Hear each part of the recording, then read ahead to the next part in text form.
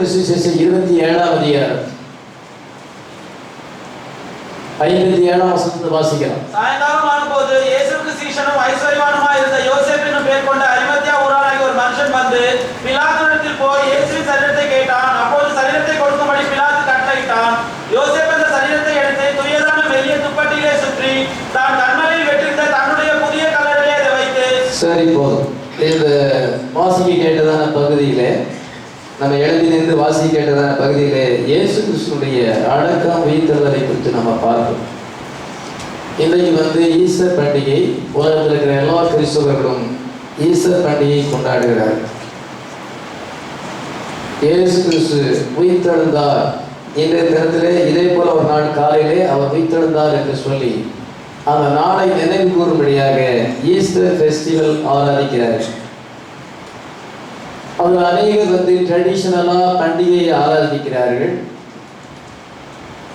Denomination Christians ஒருவேளை அவங்க சின்சியராகவே இயேசு கிறிஸ்துவின் உயிர்த்தெழுதலை அவங்க ஆனர் பண்ணா கூட அவங்களுக்கு உயிர்த்தெழுதலை குறித்ததான வெளிப்பாடு இல்லை. கர்த்தர் நமக்கு அந்த வெளிப்பாட்டை தந்திருக்கிறார். அல்லேலூயா. நம்ம பண்டிகை கிறிஸ்தவர்கள் அல்ல. ஒவ்வொரு நாள் உயிர்த்தெழுதல், ஒவ்வொரு நாள் ஞாயிற்று ஆராதனையும் இயேசு கிறிஸ்துவின் உயிர்த்தெழுதலை நம்ம கனப்படுத்துகிறோம். அல்லேலூயா. உயிர்த்தெழுந்த இயேசு கிறிஸ்து அவருடைய வார்த்தை எங்கே இருக்கிறதோ அங்கே அவர் இருக்கிறார். ஆமென். அவருடைய நாமம் எங்கே இருக்கிறதோ அங்கே இருக்கிறார். உயிர்த்தெழுந்த இயேசு கிறிஸ்து தேவாலயத்துக்குள்ள போகல, சினகாகுக்கு போகல, ஜெபாலயத்துக்கு போகல. அதே போல டினாமினேஷன்ல ஆண்டவர் இல்லை, தம்மை நேசித்த மக்கள் மத்தியில் இருக்கிறார். அல்லேலூயா. அவர் நம்முடைய எலக்ட் பீப்புள் மத்தியில் இருக்கிறார். நம்ம தேவனால் தெரிந்து கொள்ளப்பட்டவர்களாக இருக்கிறோம். நம்மத்திலே உயிர்த்தெழுந்த இயேசு கிறிஸ்து இப்பொழுது இந்த காலங்களிலே இருக்கிறார். நீங்க அந்த உயிர்த்தெழுதலை குறித்ததான ஒரு பேரலல் நான் உங்களுக்கு கொடுக்க வேண்டும். அன்றைக்கு உயிர்த்தெழுந்த இயேசு கிறிஸ்து இன்றைக்கு அவர் உயிர்த்தெழுந்திருக்கிறார். அந்த காலத்துக்கும் இந்த காலத்துக்கும் உள்ள பேரலல் என்ன என்பதை நான் உங்களுக்கு சொல்லவில்லை. அதான் மெசேஜுடைய தீம். அதுதான் the resurrection of Christ in our day. நம்முடைய காலத்தில் உயிர்த்தெழுதல் நடந்திருக்கிறது. is a perfect parallel of the resurrection back in that day. அந்த நாளிலே உயிர்த்தெழுந்தார். 2000 வருஷத்துக்கு முன்னதாக இன்னைக்கும் அவர் உயிர்த்தெழுந்திருக்கிறார். அதுக்கும் இப்பொழுதும் உள்ளதான அந்த பேரலல், அது எப்படி இணையாக இருக்கிறது என்பதை நான் இன்றைக்கு உங்களுக்கு பிரசங்கம் பண்ண விரும்புகிறேன். நீங்கள் ரொம்ப சின்சியராக தேவனுடைய வார்த்தையை கவனிச்சா பசுத்த ஆவியானவர் உங்களுடைய ஹார்ட்டில் பேசுவார். இந்த வெளிப்பாட்டை உங்களுடைய ஹார்ட்டில் பசுத்த ஆவியானவர் பிளேஸ் பண்ணுவார்.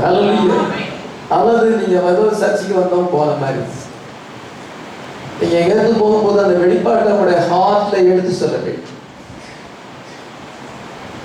தன்னுடைய கிருபையினாலே இதோ போதிக்கப்படுகிற வார்த்தைகளை பசுத்த ஆவியானவர் நம்முடைய ஹார்ட்ல ஆழமாக பதிய செய்வார் என்றால் நம்ம இதோ வருகைக்கு ஆயுதமானவர்களாயிருக்கும்.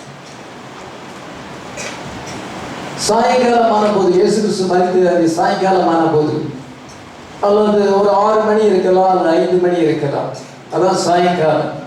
இயேசுவுக்கு சீசன் ஐஸ்வர்யமான இருந்த யோசேப்பு என்று அரிமத்தியா ஊரானாகிய ஒரு மனுஷன் என்ன செய்தான் என்றால் பிலாத்தினிடத்தில் போய் கவர்னத்தை போய் கேட்கிறான்.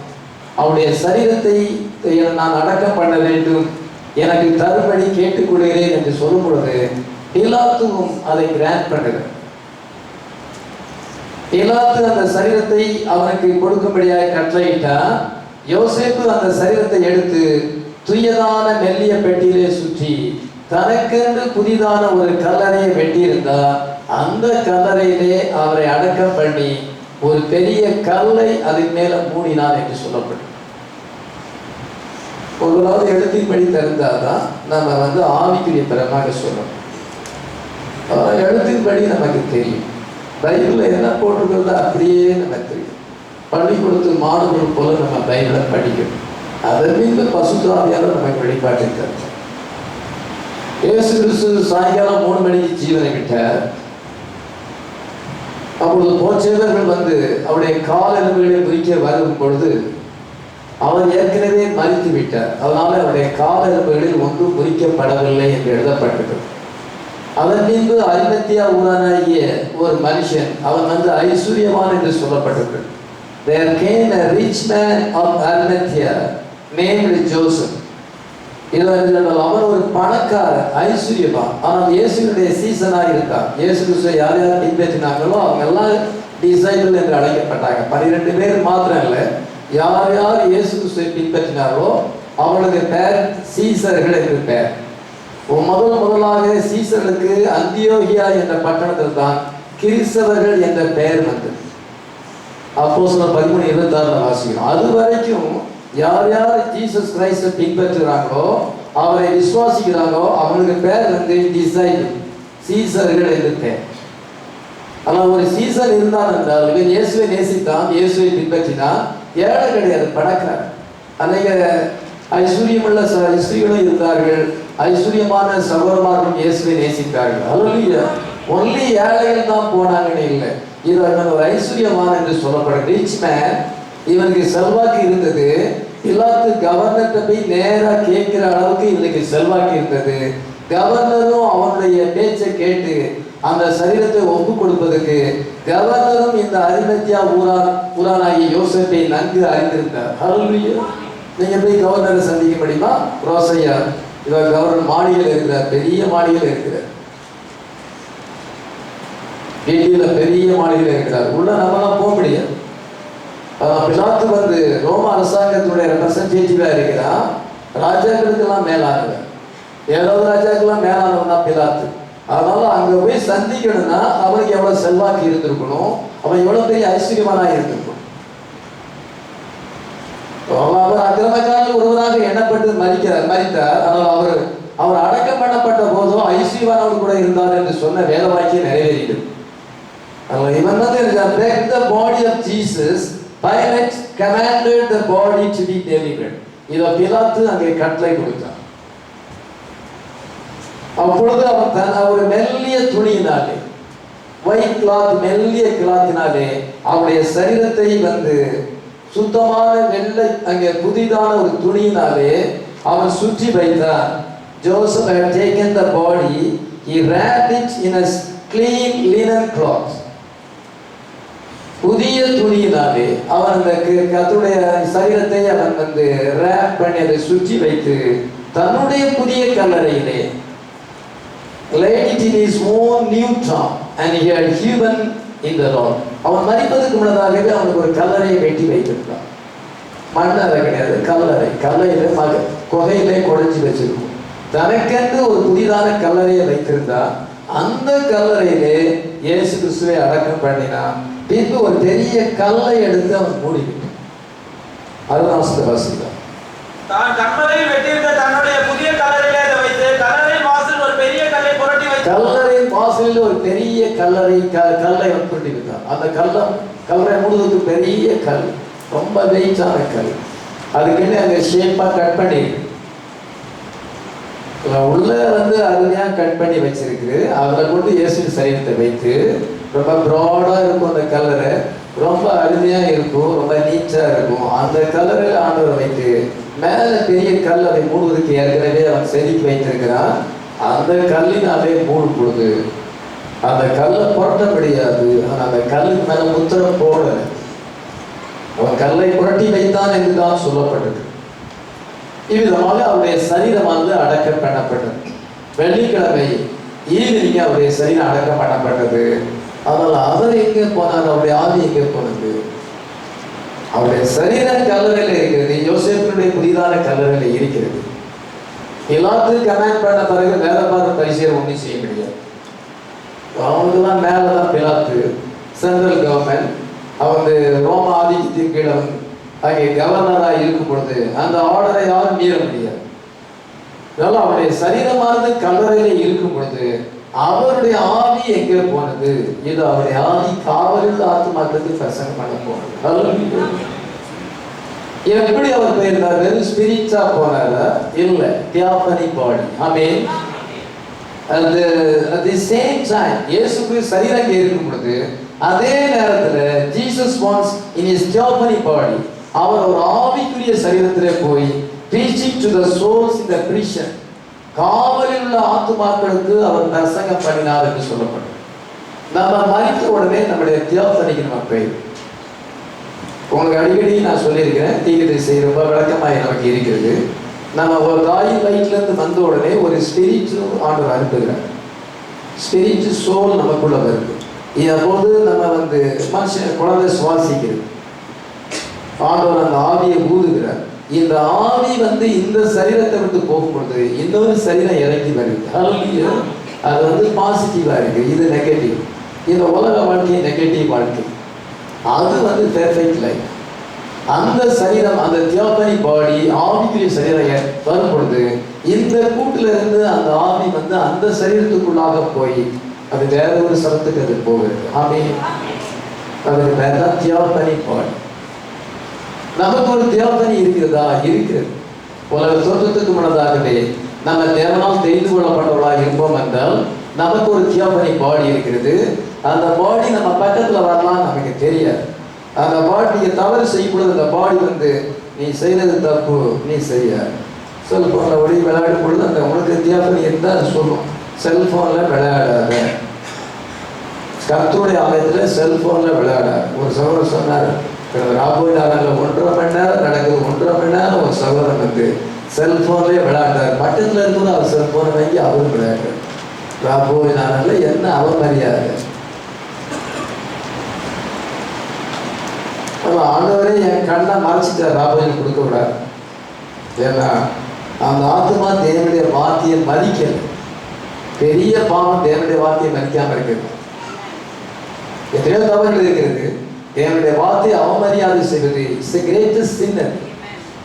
தேவ சமத்துல அலட்சியமாக விளையாட்டோடு கூட அங்கே இருக்குது தான், அதுதான் ஆண்டவருடைய பார்வைக்கு பெரிய பாவம். அதனால செல்போன்ல விளையாடுகிற சகோதரமார்கள் இருக்கிறார்கள், இட்ஸ் எ கிரேட்டஸ்ட் சின். நமக்கு ஒரு தியோபனி இருக்கிறது, அது பெர்ஃபெக்டா இருக்கிறது. அது சொல்லுது என்ன சொல்றா, நம்மகிட்ட ஒரு இன்ஸ்பிரேஷன் நமக்கு, நீ செய்து தப்பு, don't to it, don't to it. அதை மீறி தான் நமக்கு அது நம்மளை பெர்ஃபெக்ஷனுக்கு இருக்குது. நீ பரிபூர்ணமா மாறு, நீ தவறு செய்யாதன்னு சொல்லு. அது நம்மளை அந்த ஸ்தலத்துக்கு இருக்குது. அதுலயே நம்ம பிசாசு நம்மளை பாதாளத்துக்கு இருக்கிறோம். அவன் ஒரு தேவனுடைய மனுஷன், தேவனால் தெரிந்து கொள்ளப்பட்ட ஒரு நபர் மரிக்கும் பொழுது அவங்க மரிச்ச உடனே தியோபனி பாடியில அவங்க பாரடைஸ் போறாங்க, 6ஆம் பரிமாணத்துக்கு போறாங்க. ஆமென். அவன் ஒரு மாவி மரிக்கும் பொழுது அவனும் ஒரு சரீரத்தில் என்ன செய்கிறான் என்றால் பாதாளத்துல போய் வேதனைப்படுகிறான். அதான் லாசரு ஐஸ்வர்யவானுடைய ஸ்டோரி நமக்கு அங்கே சொல்லப்பட்டது. ஐஸ்வர்யவானுடைய சரீரத்தை அங்க பாஸ்டர்லாம் இவர் சபைக்கு நிறைய உதவி செய்தார், நிறைய மேல மக்களுக்கு உதவி செய்தார், ரொம்ப நல்லவரா இருந்தார், பக்தியா இருந்தார் சொல்லி அங்க அடக்காராக நடந்துகிட்டு இருக்குது. ஆனா அதே நேரத்துல அவன் ஒரு சரீரத்திலே பாதாளத்துல வேதனைப்படுகிறான். தீ அவனை சுடுது, அதுவும் அவனுக்கு தெரியுது. அவனுக்கு அங்க ஆத்ம பாரம் இருக்கிறது, அவனுக்கு பேசவும் முடியுது. அவன் பாதாளத்திலே வேதனைப்பட்டான் என்று லூக்கா 16 வாசிக்கிறான். அவன் லாசரு அவன் உடம்பெல்லாம் பற்களா இருந்தது, கர்த்தரையே நம்பி ஜீவித்தான், இதை உலகத்திலே துன்பத்தை அனுபவித்தான். அவன் மரித்த பொழுது ஆபிரகாம் மடியில கொண்டு போய் விடப்பட்டான். ஹல்லேலூயா. அங்க அவனுக்கு பற்கள் இல்லை, அவன் ரொம்ப ஆரோக்கியமா சந்தோஷமா இருக்கிறான். இவன் இங்க இருந்து அங்க பாக்குறான்னா இயேசு சொன்னது விளையாட்டுக்காக சொன்னாரு, நடந்த சம்பவம். மரித்த பின்பு சரீரத்தை இங்க அடக்கம் பண்றாங்க, ஆனா இன்னொரு சரீரத்துல வேற ஒரு இடத்துல இருக்கிறாங்க. அதுக்கு பேருதான் ஆவிக்குரிய சரீரம், ஆங்கிலத்துல தியோபனி பாடி. இயேசு கிறிஸ்துவுடைய சரீரமானது இங்கே இருக்கிறது. அவருடைய பசுத்தமான சரீரமானது யோசேப்பினுடைய கல்லறையிலே அடக்கம் பண்ணப்பட்டிருக்கிறது. யோசேப்பு பெரிய கல்லை இங்க மூடி வைத்து போகும் பொழுது அவருடைய அவர் ஆவிக்குரிய சரீரத்திலே தியோபனி பாடியிலே காவலில் உள்ள ஆத்துமாக்களுக்கு அங்கே பிரசங்கம் பண்ணினார் என்று சொல்லப்பட்டது. 1 பேர் 3:18 வாசிக்கலாம். ஏனெனில் கிறிஸ்துவும் நம்மை தேவனிடத்தில் சேர்க்கும்படி அநீதியுள்ளவருக்கு பதிலாக நீதியுள்ளவராய் பாவங்கள் நிமித்தம் ஒரு தரம் பாடுபட்டார். அவர் மாம்சத்திலே கொலையுண்டு ஆவியிலே உயிர்ப்பிக்கப்பட்டார். அந்த ஆவியிலே அவர் போய் காவலில் ஆவியிலிருந்து பிரசங்கித்தார். அந்த ஆவிகள் பூர்வத்திலே நோவா வேலை ஆயுதம் என்னும் நாட்களிலே தேவன் நீடிய பொறுமையோடு காத்திருந்த போது கீழ்ப்படியாமல் போனவைகள். அங்கேயும் கிறிஸ்து நம்மை தேவனிடத்தில் சேர்க்கும்படியாக அநீதி உள்ளவருக்கு பதிலாக நீதி உள்ளவராக ஒரே தரம் பாடுபட்டார். அவர் மாம்சத்திலே கொலையுண்டு ஆவியில உயிர்ப்பிக்கப்பட்டார்.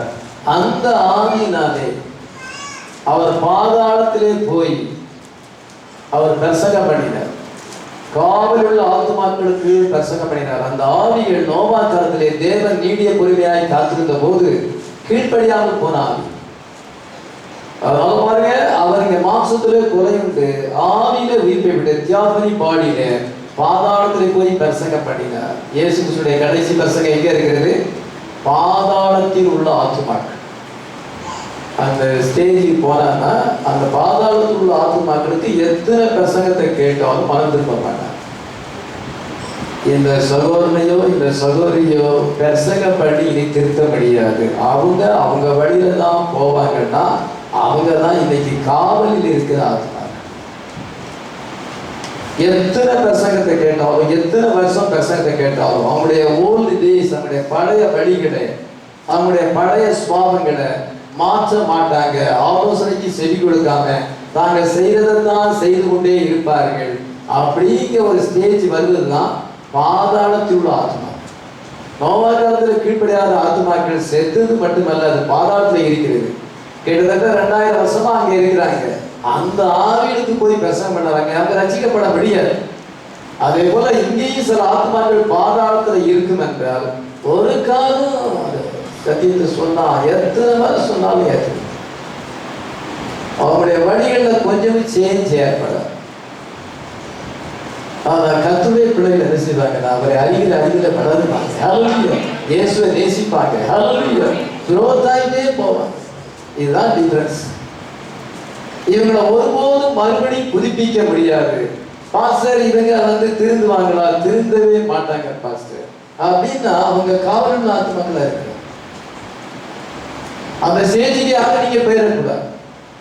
இதாங்க காவல் ஆத்துமாக்களுக்கு தான் கடைசியில பிரசங்கம். இந்த மெசேஜும் கடைசியில காவல் ஆத்துமாக்களுக்கு போய் முடிவடையும். ஒருத்தரும் ரசிக்கப்பட மாட்டாங்க, பிரசத்தை கேட்பாங்க, ரசிக்கப்பட மாட்டாங்க. ஏன்னா கதவு அடைக்கப்பட்டு விட்டது, கடைசி காலமாக மாறிவிட்டது. ஹல்லேலூயா. இப்பொழுது நம்ம growth ஆயிட்டே இருக்கணும். ஹல்லேலூயா.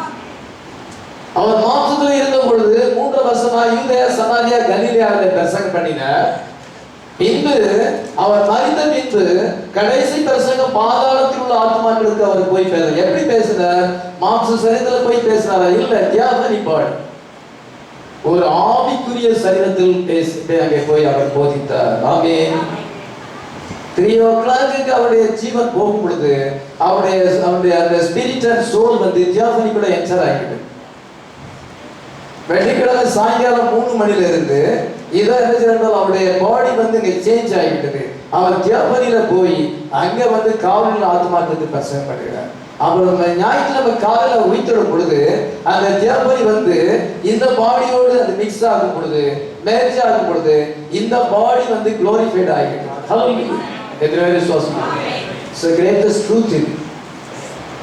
உண்மையான ஒரு சத்தியம். முதல்ல 3 வருஷம் அவர் பிரசங்கம் பண்ணது ஃப்ரெஷ் பாடி.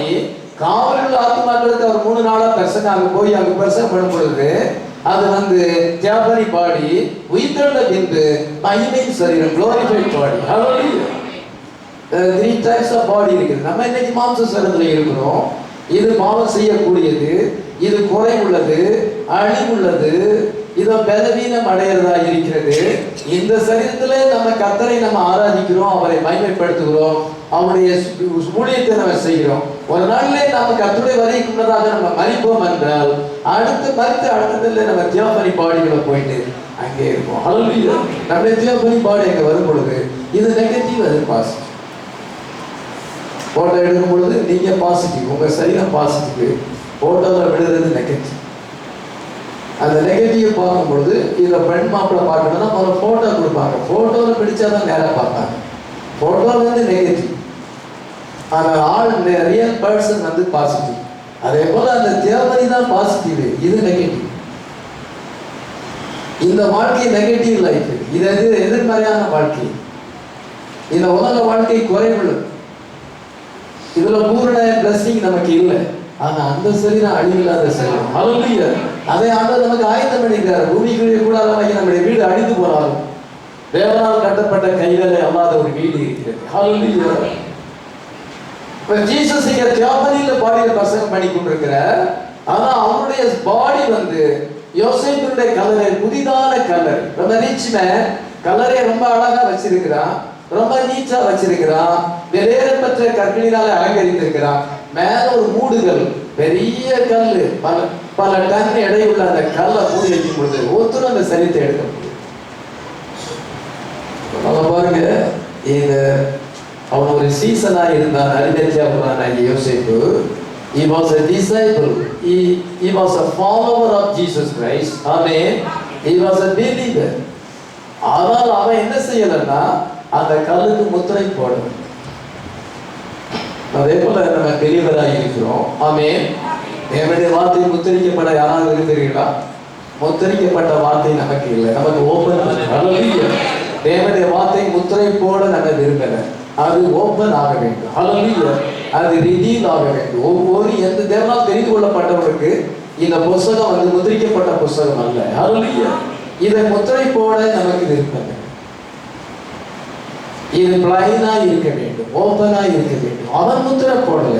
ஆனா வந்து அந்த ரிலீஜியஸ் லீடர்ஸ் அந்த காலத்துல இருந்தான மத போதகர்கள் என்ன செய்தார்கள் என்றால், பிலாத்திடத்துல போய் என்ன சொன்னாங்கன்னா, அது வந்து அவருடைய அந்த கல்லை முத்திரை போட வேண்டும் என்று சொல்லுகிறார்.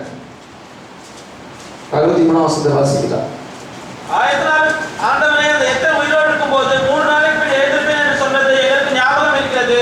ஆகையால் அவனுடைய சீஷர்கள் ராத்திரியிலே வந்து அவனை களவாய் கொண்டு போய் மரித்தோரும் எழுந்தான் என்று ஜனங்களுக்கு சொல்லாத படிக்கும், முந்திரத்தை பார்க்கலும் பிந்திரத்தை கொடிதாகாத படிக்கும், நீ 3 நாள் வரைக்கும் கதவை பத்திரப்படுத்தும்படி கட்டளையிட வேண்டும். இயேசு அநேகமாக சொன்னார், நான் 3ஆம் நாள் உயிர்த்தெழுந்திருப்பேன் என்று சொன்னார். சீசருக்கு அதை பற்றி அண்டர்ஸ்டாண்டிங் இல்லை. உயிர்த்தெழுதுன்னா அவங்க என்னன்னே அவங்க தெரியல, அவங்க மனசுல அதை பற்றியே சிந்தனை இல்லை.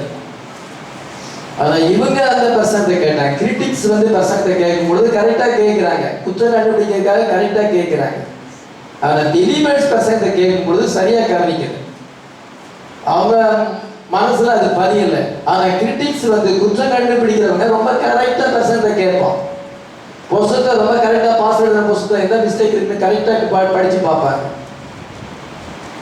அதனால அந்த கிரிட்டிக்ஸ் என்ன பண்ணார்கள் என்றால், இயேசுக்கு விரோதிகள், மத போதகர்கள், வேதபாத பரிசேயர், பிரதான ஆசாரியர்கள், இவர்கள் என்ன செய்தார்கள், அந்த எந்த சொன்னா 3 நாளைக்கு பிறகு உயிரோடு இருக்குன்னு சொன்னான்.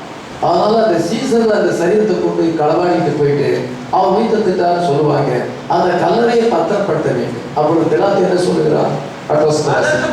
உங்களுக்கு காவல் சேவகர் உண்டு, போய் உங்களால் கூடிய மட்டும் பத்திரப்படுத்திக் கொள்ளுங்கள் என்றான். இதோ உங்களுக்கு காவல் சேவகர் இருக்கிறாங்க, உங்களுக்கு ரோம போர் சேவகர் இருக்கிறாங்க, உங்களுக்கு ஒரு பட்டாலியன் இருக்கிறது. நீங்க ஸ்டேட் கவர்மெண்ட், நான் வந்து central government.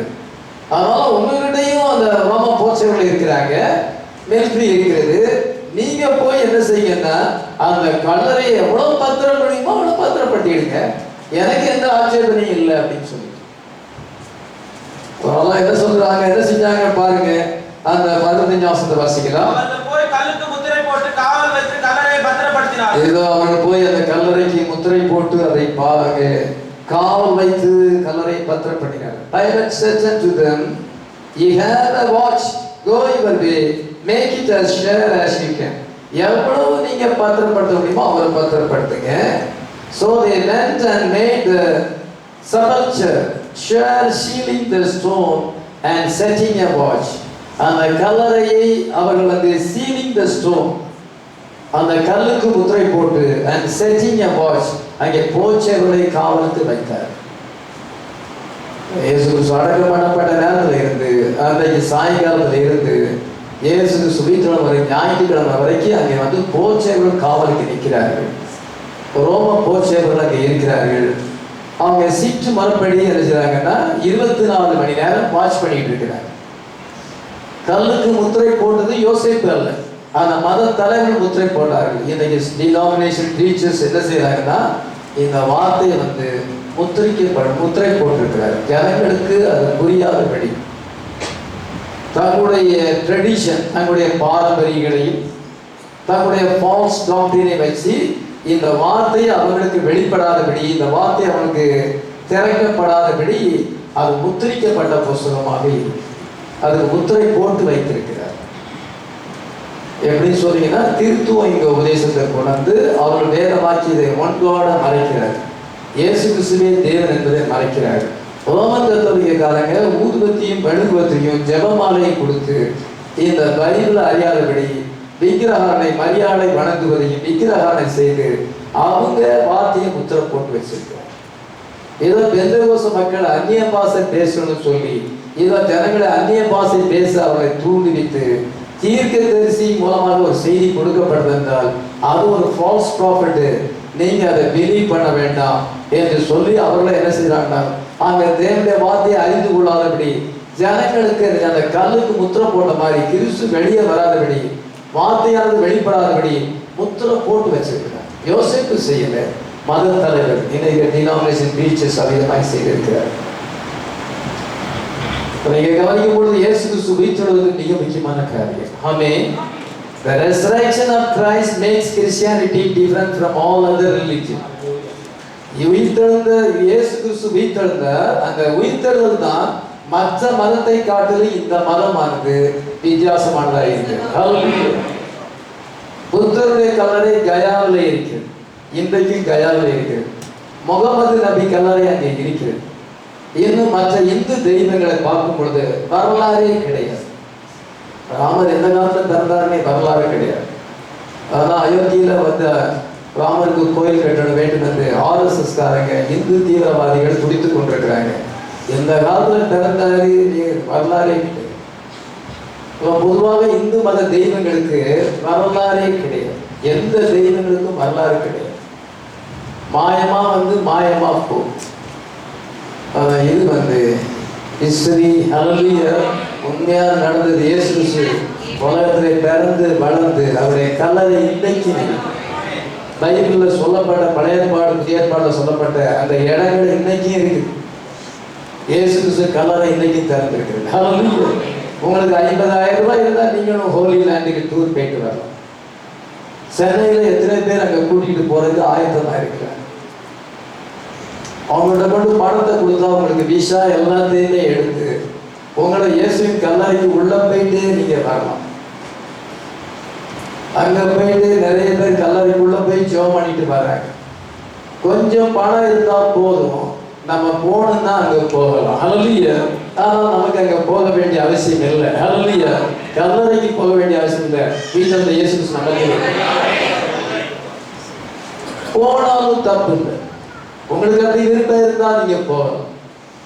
The empty tomb of Christ, இது கிறிஸ்துவுடைய அங்கே திறக்கப்பட்ட கல்லறையானது அது எதை குறிக்கிறது என்றால் கிரேட்டஸ்ட் விக்டரி. இதை தேவன் அந்த மகத்தான ஒரு ஜெயத்தை குறிக்கிறது. எத்தனையோ பேர் வந்தாங்க.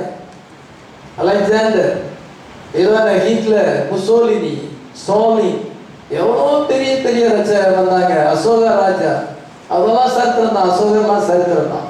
பாபர், என்றால் அவுரங்கசீப், இப்படி மகளாய மன்னர்கள் வந்தார்கள். அநேக ராஜாக்கள் வந்து இங்கிலாந்தில் தோன்றினார்கள். எலிசபெத் மகாராணி உலகத்தையே ஆண்டார்கள். இதமான எல்லாருமே வாழ்ந்தாலும் எல்லாரும் செத்து போயிட்டாங்க. ஹல்லேலூயா. ஆனா இயேசு கிறிஸ்து உயிர்த்தெழுந்தார். ஹல்லேலூயா. எல்லாரையும் மரணம் ஜெயித்து விட்டது. அவங்க எத்தனையோ ராஜ்யங்களை ஜெயித்தாங்க. ஆனா மரணத்தை அவங்களால ஜெயிக்க முடியல. அதை காண்போர் பண்ணல. மரணம் அவங்களை விழுங்கி விட்டது. இன்னைக்கு மண்ணோட மண்ணா அவர்கள் போயிட்டார்கள்.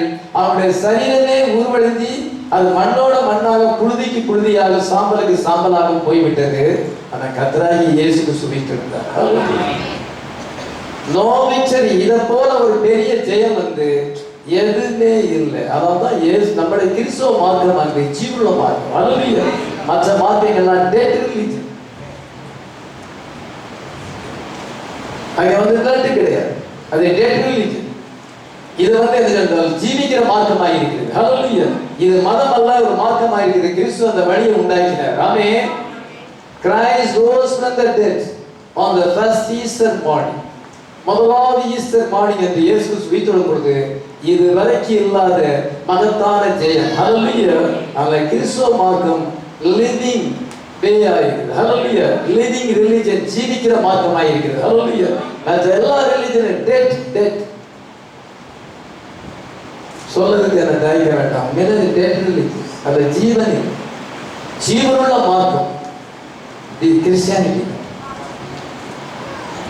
எல்லாருமே எல்லா ராஜ்ய ராஜாக்களும் இதுவரைக்கும் எத்தனையோ பெரிய பெரிய பெரிய ராஜாக்கள், பெரிய பெரிய மகான்கள் தோன்றினார்கள். இப்பொழுதும் தங்களை பெரிய மகான்கள் என்று சொல்லிக் கொள்ளலாம் இருக்கிறார்கள். ஒரு நாளிலே மரணம் அவர்களை வந்து மேற்கொள்ளும், மரணம் அவர்களை ஜெயித்து விடும். இதோ இயேசு கிறிஸ்து மரணத்தை ஜெயித்தார். ஒரு வயசான மனுஷன், நல்ல போதகர், பெரிய போதகர், பாம்பேல இருக்கிறார். அவர் என்ன சொல்கிறார் என்றால், நான் மரிக்க மாட்டேன் என்று அவர் சொல்கிறார். ஏனென்றால் அவர் ரொம்ப ஆண்டவருக்கு ரொம்ப க்ளோஸா இருக்கிறாராம். அவர் சாக மாட்டார். அதனால அவருக்கு நிறைய கிளை சபைகள் இருக்கிறது. தமிழ்நாட்டில் நிறைய கிளை சபைகள் இருக்கிறது. Head quarters Bombay. அதனால அவர் என்ன செய்ய, நான் மரிக்க மாட்டேன் என்று சொல்லுகிறார். மாணவர்கள் ஒரு போதகர், அவர் என்ன சொல்லுகிறார் என்றால், நான் மரிக்க மாட்டேன், நான் எலியா. அவங்க சொன்னாங்க, இது அவங்க பிலிவர்ஸ் நம்மகிட்ட வந்திருக்கிறாங்க. அவங்கள என்ன செய்யறாங்க, நான் அதை கேள்விப்படும் பொழுது இதனுடைய முடிவு எவ்விதமா இருக்குன்னு பார்க்கலாம். அந்த டினாமினேஷன் நியூ ஜெருசலேம் சபையானது, அவங்க டினாமினேஷன் நியூ ஜெருசலேம், அது எப்படி போய் முடியுதுன்னு பார்த்தா 2 பேருமே டெட் இருக்கும். ஒரு வருஷத்துக்குள்ளாக 2 பேருமே டெட். என்ன வந்து எத்தனை வியாதி வந்தாலும், எத்தனை போராட்டங்கள் வந்தாலும், நான் எல்லாத்தையுமே ஜெயிச்சிட்டேன், எதுவுமே என்ன ஜெயிக்க முடியல, எனக்கு மரணமே வரல, அதனால எனக்கு எந்த சோதனை வந்தாலும் மரணம் வராது, நான் சாகவே மாட்டேன் அப்படின்னு சேலஞ்ச் பண்ணுவாங்க. இப்பொழுது அந்த டினாமினேஷன் டேட்டு அது மறைச்சு கிடக்கு, அது ஜீவனோட மாற்றாங்க. என்ன சொல்லுவாங்க, சபையார் மத்தியில சாமர்த்து மத்தியில 2 பேரும் சொல்லிட்டாங்க. இப்ப அவங்க மற்ற அந்த பிலிவர்ஸ் என்ன செய்வாங்க, அவர் மறிக்க மாட்டாரு, இவங்களும் பிலீவ் பண்ணிட்டு இருந்தாங்க. 2 பேருமே சொல்லி நல்லா பாருங்க, எல்லாரையும் மரணம் கொண்டு போகும் பொழுது Jesus Christ resurrected on the third day. ஹalleluya. அவர் ஜெயித்தார். ஹalleluya. No man has ever conquered death. இயேசு கிறிஸ்து மாத்திரமே தான் உயிர்த்தெழுந்தார், மரணத்தை ஜெயித்தார். மற்ற யாருமே ஜெயிக்கவில்லை. இயேசு கிறிஸ்து சூரியன் உதயமாகும் பொழுது கால வேளையிலே அவர் உயிர்த்தெழுந்தார். ஹalleluya. உயிர்த்தெழுந்த இயேசு கிறிஸ்து, Jesus is alive forever. ஹalleluya. என்றைக்கும் அவர் ஜீவிக்கிறார். எலிசா தீர்க்கதரிசி அந்த சுனேமியாருடைய மகனை அங்கே வந்து உயிரோடு எடுப்பதை நம்ம அறிந்திருக்கிறோம். எலியா தீர்க்கதரிசி சார்தாத்தூருடைய உதவி மகனை உயிரோடு எழுப்பினார். இதை கர்த்தராகிய இயேசு கிறிஸ்து 3 பேரை உயிரோடு எழுப்பினார் என்று பைபிள்ல நமக்கு சொல்லப்பட்டிருக்கிறது. 400 விதவையுடைய மகன், அந்த சிறுபெண் தலித்தாகுமி என்று சொல்லுகிற ஸ்ரீபன் எதிருடைய மகளை உயிரோடு எழுப்பினார். மறித்து 4 நாளைக்கு பின்பு லாசரு உயிரோடு எழுப்பினார். பெர்னாம் தன்னுடைய ஊழியத்திலே, இதோ இயேசு கிறிஸ்து அவருடைய ஊழியத்திலே 5 பேரை உயிரோடு எழுப்பினார். இப்படி எழுதியிருந்தால் உயிர்த்தெழுந்தவங்க எல்லாம் என்ன செய்ய, மறுபடியும் செத்து போயிட்டாங்க. எல்லாருமே மறுபடியும், அது தற்காலிகமான ஒரு ரெசரக்ஷன், அது மகிமையான உயிர்த்தெழுதல் அல்ல. ஆனா இயேசு கிறிஸ்து உயிர்த்தெழுந்த இயேசு கிறிஸ்து மரித்த கிறிஸ்து இனி மரித்தது. வெளிப்படுத்த 1:12 வாசிக்கலாம். மரித்தேன் ஆனாலும் இதோ சதாகாலம் உயிரோடு இருக்கிறேன். ஆமென். நான் மரணத்துக்கும் மாதாந்தத்துக்குரிய தெருவுகளை உடையவராய் இருக்கிறேன். மரித்தேன் ஆனாலும் இதோ சதாகாலமே உயிரோடு இருக்கிறேன். இதோ நான் மரணத்துக்கும் பாதாளத்துக்கும் உரிய திறவுகோலை உடையவராய் இருக்கிறேன் என்று கர்த்தராகிய இயேசு கிறிஸ்து உயிர்த்தெழுந்த இயேசு கிறிஸ்து இந்த கடைசி காலத்தை சொல்லுகிறார். ஆமென். ஆனால் அவர் மட்டும்தான், இதோ உயிர்த்தெழுந்த இயேசு கிறிஸ்து இனி ஒருபோதும் மரிப்பதில்லை. ஆமென். அவ்விதமான ஒரு உயிர்த்தெழுதலை தான் நம்ம எதிர்பார்க்கிறோம். லாசர் அடைஞ்ச உயிர்த்தெழுதலை நம்ம எதிர்பார்க்கிறோம். லாசர் மறுபடியும் ஓல்டாகி மரிச்சிட்டான். ஆபிரகாம் சாராளும் எங்கா மாறினாங்க, மாதவைதா மாறினாங்க, குழந்தை பெற்றாங்க. அதுக்கு பிறகு அவங்க ஓல்ட் ஆயிட்டாங்க. நம்ம அமிதமான ஒரு சரீர மறுரூபமாக்கப்படுறதை எதிர்பார்க்கிறோம். ஹalleluya. அது டெம்பரரி, நமக்கு எட்டர்னல். ஹalleluya. நித்தியமான பாடி சேஞ்ச். ஹalleluya. நித்தியமான ரெசரக்ஷன். இயேசு கிறிஸ்து அமிதமாக உயிர்த்தெழுந்தார், அவர் பாடி சேஞ்ச் ஆனது. அந்த மாதிரி ஒரு உயிர்த்தெழுதல் தான் அவரை விசுவாசிக்கிற நமக்கு உண்டு. ஹalleluya. இயேசு கிறிஸ்து உயிர்த்தெழுந்த பின்பு பழைய பாட்டு பசுத்தவான்கள் உயிர்த்தெழுந்தார். அவர் உயிர்த்தெழுந்த பின்பு அப்படின்னு எழுதி மத்திய 27:53 வாசிக்கலாம். அவர் உயிர்த்தெழுந்த பின்பு இவர்கள் கல்லறையை விட்டு புறப்பட்டு, இது இயேசு கிறிஸ்து உயிர்த்தெழுந்த பின்பு ஃபர்ஸ்ட் மகிமையான உயிர்த்தெழுதல் அடைந்தது இயேசு கிறிஸ்து. 1 Corinthians 15:20 அவர் மரித்தோரின் முதற் பலனானார். He was the first fruit of the dead. முதலாவது அவர் உயிர்த்தெழுந்த பின்பு மற்ற என்ன செய்யறால் பழைய ஏற்பாட்டு பசுத்தவான்கள் அவங்க உயிரோடு எழுப்பினார்கள். இப்பொழுது என்ன செய்யறால் நம்ம அவிதமான ஒரு உயிர்த்தெழுதலை எதிர்நோக்கி இருக்கிறோம். ஆமென். ஒருவேளை அந்த ரெசரக்ஷன்ல முதலாளா உயிர்த்தெழலான்னு நான் எதிர்பார்க்கிறேன். ஏனென்றால் அவர் தான் முதலாவது பரிபூர்ணமான வார்த்தைக்குள்ள வந்தார் என்று நாமெல்லாம் வந்திருக்கிறோம். அவரால் அவர் உயிர்த்தெழலாம். இது அதை பின்பு எல்லா பசுத்தவான்களும் வந்தாங்க. அவங்க எல்லாருமே உயிர்த்தெழுவாங்க. 40 நாட்கள் வந்து அந்த ரெசரக்ஷன் நடக்கும். அவங்க இங்க இருப்பாங்க. பின்பு நாமும் மறுரூபமாக்கப்பட்டு இத பாடி சேஞ்ச் ஆகி எல்லாரும் இயேசுவை சந்திப்போம். ஹல்லேலூயா. எத்தனை பேர் விசுவாசிக்கிறோம்? ட்ரூத் இது. நம்பினாலும் நம்பாட்டாலும் இது நடக்க போகும். நான் இதை நம்பல. நம்பாட்டா உனக்கு இல்லை, உனக்கு தான் கேடு. நீ விசுவாசித்து ஒப்பு கொடுத்தா நமக்கு தான் ஆசீர்வாதம். சர்ச்சைக்கு வரலாம், பாஸ்டருக்கு ஏதாவது இல்லையா, பாஸ்டருக்கு ஏதாவது நஷ்டமா இல்லை. கீழ்ப்படியாத ஆத்மாக்களுக்கு அவசியம் இல்லை. ஒருபோதும் மனம் திரும்ப முடியாத ஆத்மாக்கள் அவசியம் கிடையாது. கொஞ்சம் பேக் சைடிங் ஆகலாம், கொஞ்சம் குறை இருக்கலாம். அறிக்கை பண்ணா இயேசு கிறிஸ்து மன்னிக்கிறார். அப்படியேப்பட்ட ஆத்மாக்கள்லாம் நமக்கு தேவைதான். ஆனால் ஒருபோதும் மனம் திரும்பாத காவலில் ஆத்மாக்கள் அது தேவை. அது போனா அவங்க வேற ஆத்மா தேவை. அதனால வார்த்தையை ஏற்றுக்கொண்டா விசுவாசித்தா யாருக்கு லாபம்? கர்த்தருக்கு தான் லாபம். ஹல்லேலூயா. மாசருக்கு எப்படி காரியம் நடக்கும்? எனக்கு இயேசு கிறிஸ்து எஜமானா இருக்கிறார், அவர் எனக்கு தர வேண்டியிருக்காரு. பாத்தீங்களா? அதான் மாசர் ஆண்டவர் வேலைக்காரனா வச்சிருக்கிறார். அவர் வார்த்தையை போதிக்கும் பொழுது ஒரு வழி அடுத்த நிறைய வழி திறக்கும். நம்மளால தான் மினிஸ்ட்ரி நம்ம நினைக்க கூடாது. இது காட்ஸ் மினிஸ்ட்ரி. ஹல்லேலூயா. வார்த்தையானது போதிக்கப்படுகிறது. நம்ம அதை ஏற்றுக்கொண்டா நமக்கு தான் பிரயோஜனம். நான் ஏற்றுக்கொண்டா எனக்கு பிரயோஜனம், நீங்க ஏற்றுக்கொண்டா உங்களுக்கு போதும். வார்த்தை மாற்ற முடியாது. அது ட்ரூத். ஹல்லேலூயா. அது கண்டிப்பா நிறைவேறும். அந்த விசுவாசிக்கிறதுக்கு ஆண்டவர் ஒரு கூட்டத்தை வைத்திருக்கிறார். ஹல்லேலூயா. is only for the believers. Hallelujah. not for the unbelievers. இந்த செய்தியை அவிசுவாசிகளுக்கு அல்ல, only for believers. Hallelujah. only for the bride. ஆமென். நீங்க கவனிக்கும் பொழுது என்ன செய்யணும்? ஈவர்மாய் ஒரு காவல் ஆத்மாவுக்கு போய் அவர் பிரசங்கம் பண்ணிக்கிட்டு இருக்கார். ஸ்டோரியை சொல்லிட்டு இருக்கிறேன். அதோடு கூட ஆவியிலே வெளிப்பாடு சொல்லிட்டு இருக்கிறேன். காவல் ஆத்மாக்களுக்கு அவர் பிரசங்கம் பண்ணிட்டு வந்துட்டு வந்த பிறகு என்ன நடக்குது? மத்திய 28:1-6 வரை வாசி. மத்திய 28 வாசி. ஒரு நாள் முடிந்து வாரத்தின் முதலாம் நாள் விடிந்து வருகையில் மகதலேனா மரியாளும் மற்ற மரியாளும் கல்லறையை பார்க்க வந்தார்கள். அப்பொழுது பூமி மிகவும் அதிரும்படி கர்த்தருடைய தூதன் வானத்திலிருந்து இறங்கி வந்து வாசலிலிருந்து ஓய்வு நாள் முடிந்தது. ஓய்வு நாள் என்றால் சாபத். அது சனிக்கிழமை, ஞாயிற்றுக்கிழமை கிடையாது. சனிக்கிழமை ஓய்வு நாள் முடிந்து, சனிக்கிழமை முடிந்து வாரத்தின் முதலாம் நாள் சண்டே, ஞாயிற்றுக்கிழமை காலையிலே இதே போல ஒரு காலை வேளையிலே இதை என்ன செய்யறாங்க? அவர்கள் வந்து அதிகாலையிலே 5 மணிக்கெல்லாமே அவர்கள் என்ன செய்யறாங்க? விடிந்து வருகையில், முதலாம் நாள் விடிந்து வருகையில் 5 மணிலிருந்து 6 மணி வரைக்கும் விடியுது. மகதலேனா மரியாளும் மற்ற மரியாளும் கல்லறையை பார்க்க வந்தார்கள்.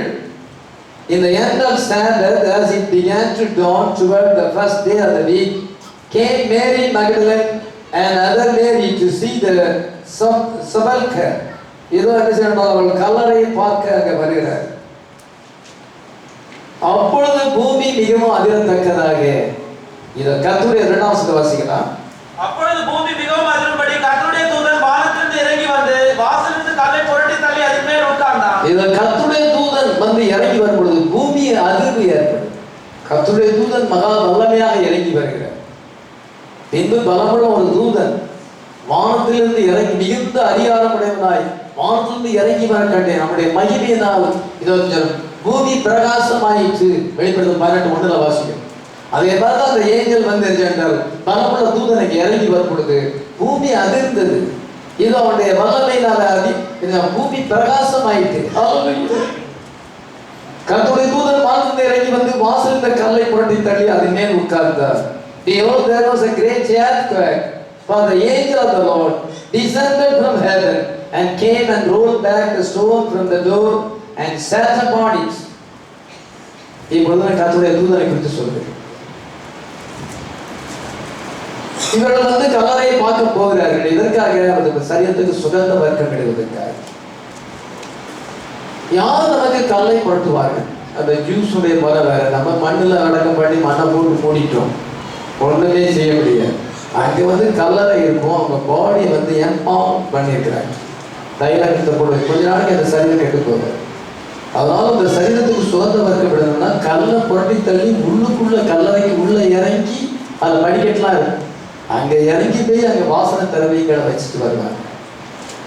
இதை மாதிரி இந்த இஸ்திரிகள் கர்த்தருடைய சரீரத்துக்கு வாசனை திரவியங்களை அங்கே வைக்க வேண்டும் என்று, இதோ சுகந்தம் வைக்கப்பட வேண்டும் என்று இந்த இஸ்திரிகள் எல்லாருமே ஓய்வு நாள் முடிஞ்சு அடுத்த நாள் காலையில், ஓய்வு நாள் எந்த வேலையும் செய்யக்கூடாது.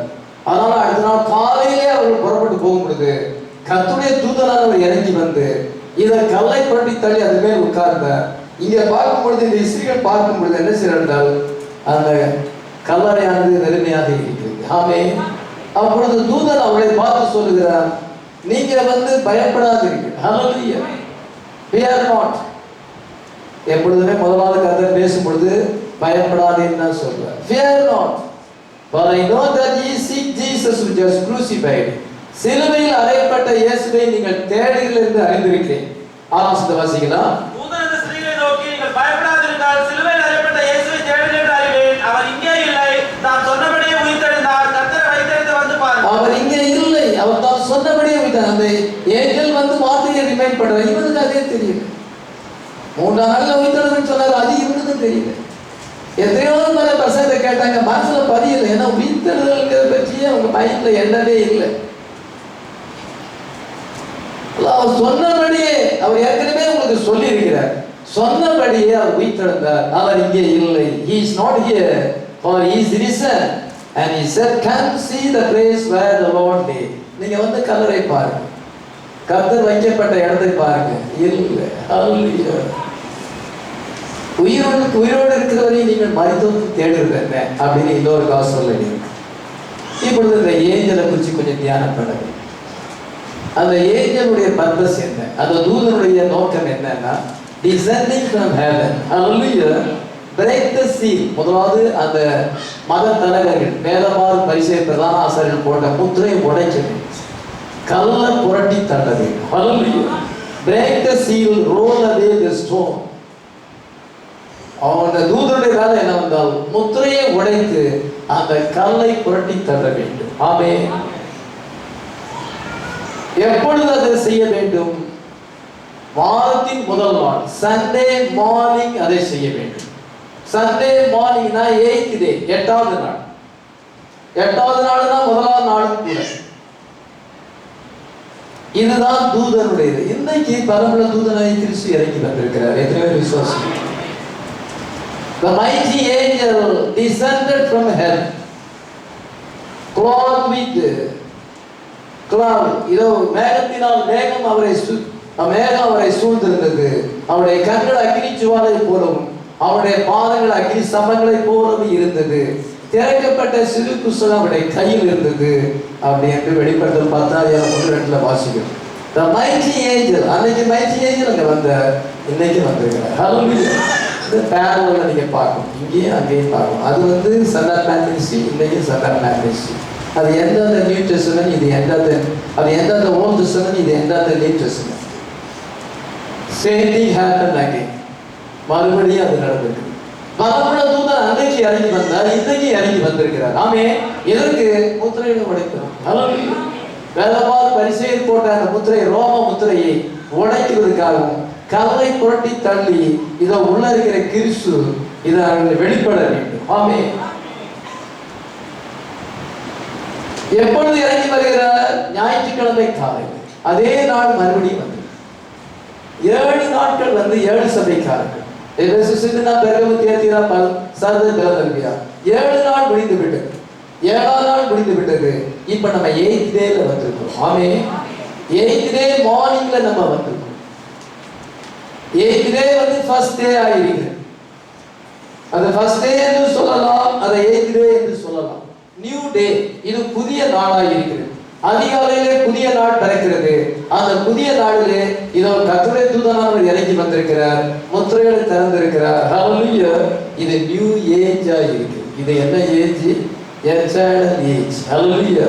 after 7 church ages, 7 சபை காலத்துக்கு பிறகு எட்டர்னல் ஏஜ் வருது. எட்டர்னல் ஏஜ்னா எப்படி? பாஸ்டர் இந்த இது வந்து நமக்கு மரணமே கிடையாது, நம்ம நித்திய காலமா உயிரோடு இருக்கிறோம். ஹல்லேலூயா. அது வந்து எட்டர்னல் ஏஜ். மற்ற சபையிலாம் மறிச்சு போனாங்க. முத்திரையில் திறக்கப்பட்ட பின்பு உயிரோடு இருக்கிறவங்க சாவே கிடையாது. Eternal age. ஹல்லேலூயா. நம்ம எட்டர்னல் ஏஜ்ல இன்னைக்கு வந்திருக்கிறோம். ஆமென். நியூ டேல வந்திருக்கிறோம்.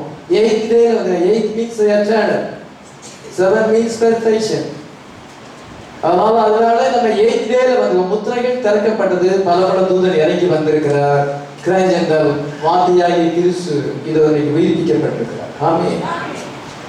ரிலிஜியஸ் லீடர், அந்த காலத்துடைய இதோ மத போதகர்கள், சாபன போதகர்கள், trying to keep the word sealed away from the people. ஜனங்களுக்கு வார்த்தையை முத்திரித்து வைத்திருக்கிறார். ஆனா பலமுள்ள தூதன் இறங்கி வந்து வேதபாத பரிசேயர் கிறிஸ்து வெளியே வராதபடி கல்ல போட்டு உள்ள முத்திரை போட்டு வச்சிருக்கிறாங்க, வெளியே வரக்கூடாது. அவன் பலமுள்ள தூதன் வந்து அவர் வெளியே வந்து விட்டார் என்று அங்கு வெளிப்படுத்துகிறார். ஹல்லேலூயா. முத்திரையை திறந்து கிறிஸ்து வெளிப்பட்டு விட்டார். ஹல்லேலூயா. இன்னைக்கு நான் 7 சபை காலங்களில் டிரினிட்டி உபதேசங்களும் சாபன உபதேசங்களும் வார்த்தையை வெளிப்படாதபடி அது உள்ள முத்திரை போட்டு வைக்கும் பொழுது மைட்டி ஏஞ்சல் வந்து முத்திரையை திறந்து இன்னைக்கு கிறிஸ்து வெளிப்பட்டு இருக்கிறார். ஆமென். Seal inside the tomb was the word of God. அன்னைக்கு வந்து இயேசுவின் சரீரம், இன்னைக்கு வந்து என்ன கல்லறைக்குள்ளே அடைக்கப்பட்டிருக்கிறது. ஏனென்றால் தேவனுடைய வார்த்தையாய் இருக்கிறது. ஹல்லேலூயா. கிறிஸ்து எப்படி இருக்கிறார்? தேவனுடைய வார்த்தையாய் இருக்கிறார். ஹல்லேலூயா. The word of God is Jesus Christ. Hallelujah. 8th day இன்னைக்கு மறுபடியும் வந்திருக்கிறது. Mighty angel descending once again. அன்னைக்கு அந்த பலமுள்ள தூதர் இறங்கி வந்தார். இன்னைக்கு மறுபடியும் இறங்கி வந்திருக்கிறார். ஆமென். எதற்காக? To lose Christ from the tomb of man's denominational thinking. tomb எது? கல்லறை எதுனா man's denominational thinking. கல்லறைனா மனுஷனுடைய சாபன அங்கே சிந்தனைகள். நான் ஒரு அம்மாவுக்கு சத்தியம் சொன்னேன், இதை மாதிரி நீங்க சாபத்தில் இருக்கிறீங்க, நீங்க சாபத்தை விட்டு வார்த்தைக்கு வரணும், அப்பதான் மீட்கப்பட முடியும். மற்றபடி நீங்க மீட்கப்பட முடியாது. நீங்க சாபத்தில் இருக்கீங்க. இல்லை, எங்க பாஸ்டர் வந்து சாபனம் இல்லை, அவர் இண்டிபெண்டன்ட் தான். அவர் தனிப்பட்ட பிரவாதம், அவர் எந்த சாபனத்தோடு சேரல, அவர் வந்து இண்டிபெண்டன்ட் தான். உங்கள்கிட்ட கேட்டா நீங்க என்ன பதில் சொல்லுவீங்க? நாங்க சாபனம் கிடையாது, நாங்க இண்டிபெண்டன்ட் தான் சர்ச்சை நடத்துறோம். எங்க பாஸ்டர் எந்த சாபனத்தோடு சேரல, அவர் தனிப்பட்ட பிரவாதம் சர்ச்சை நடத்துறாரு. ஏன்டா அப்படி சொல்லும் பொழுது அது சாபனம், அவர் வேற எதுவும் சேரல, ஆனா அங்க சாபன உபதேசம் இருக்குது. டினாமினேஷன் திங்கிங், அவங்க கடவுள் 3 பேரா இருக்கிறாங்க திங்க் பண்றாங்க. அதனால பாருங்க, அந்த டினாமினேஷனல் டீச்சிங்ல இருந்து அந்த திங்கிங்ல இருந்து இதாவது நம்ம அந்த கல்லறை அதுதான். ஜனங்கள் அந்த கல்லறைக்குள்ள அடைத்து வைக்கப்பட்டிருக்கிறார். அதனால ஆண்டர்ஸுடைய தாழ்பனர் தீவிர சர்வீஸ்லையும் ஒரு பெந்தகோஸ்த பாஸ்டரும் அவருடைய மனைவியும் நான் பண்ண 3 வருஷத்தையும் கேட்டாங்க. ஆனா அவங்க டினாமினேஷன் திங்கிங்ல இருக்கிறாங்க. ரொம்ப தெளிவா சத்தியத்தை அவங்களுக்கு காலையில் பிரசங்கம் பண்ணும்பொழுது அமைதியான நேரத்தில் 9:30 மணிக்கு ரொம்ப தெளிவா அவரும் அவருடைய மனைவி கேட்டாங்க. அவங்க அந்த திங்கிங்ல இருந்து வரல. என் வந்து ஒரு கேள்வி கேட்டிருக்கலாம், அவனுக்கு புக் கொடுத்தீங்களா? புக்கெல்லாம் ஏற்கனவே கொடுத்தாச்சு பாஸ்டர். அந்த திங்கிங்ல இருக்கிறாங்க, அதை விட்டு அதனால ஒருவேளை ஒரு இண்டிபெண்டன்ட் பாஸ்டரா இருக்கலாம், எந்த சாபனத்தையும் சேராம இருக்கலாம். ஆனாலும் அவங்களுடைய திங்கிங் வந்து டினாமினேஷன் திங்கிங். அது ஒரு கல்லறை. இயேசு கிறிஸ்து அங்க கல்லறையில் இருந்த மாதிரி அவங்க வார்த்தையை அவங்க கல்லறையில வச்சிருக்கிறாங்க. ஆனா பலமுள்ள தூதன் இறங்கி வந்து அந்த டினாமினேஷன் திங்கிங்ல இருந்து இதை அந்த மைண்ட் ஆஃப் கிரைஸ்ட் நம்ம கொண்டு வந்திருக்கிறார். ஹல்லேலூயா. God has again sent an angel. கர்த்தர் மறுபடியும் தூதனை அனுப்பி இருக்கிறார். ஆமென்.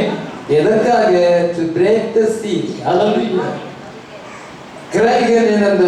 Christ the word வந்து என்ன செய்யணும் என்றால் அவர் வெளிப்பட வேண்டும். Hallelujah. Christ the word அங்கே அடைபட்டிருக்கிறார். இந்த Christ the word வந்து ரிவீல் ஆகத்தக்கதாக mighty angel அங்கே வந்து அவர் வந்து என்ன செஞ்சிருக்கிறார் என்றால் அந்த கல்லை புரட்டி தள்ளி இருக்கிறார். ஆமென். மறுபடியும் கல் புரட்டி தள்ளப்பட்டிருக்கிறது. ரோம முத்திரை உடைக்கப்பட்டிருக்கிறது. மறுபடியும் கிறிஸ்து உயிர்த்தெழுந்திருக்கிறார். ஹல்லேலூயா. வேர்ட் ஆஃப் காட் ரெஸ்ட்ரிக்டட் ஆயிருக்கு. அன்னைக்கு மாம்ச சரீரம் உயிர்த்தெழுந்தது, இன்னைக்கு வேர்ட் ஆஃப் காட். ஹல்லேலூயா. அந்த ஏஞ்சல் யாரு?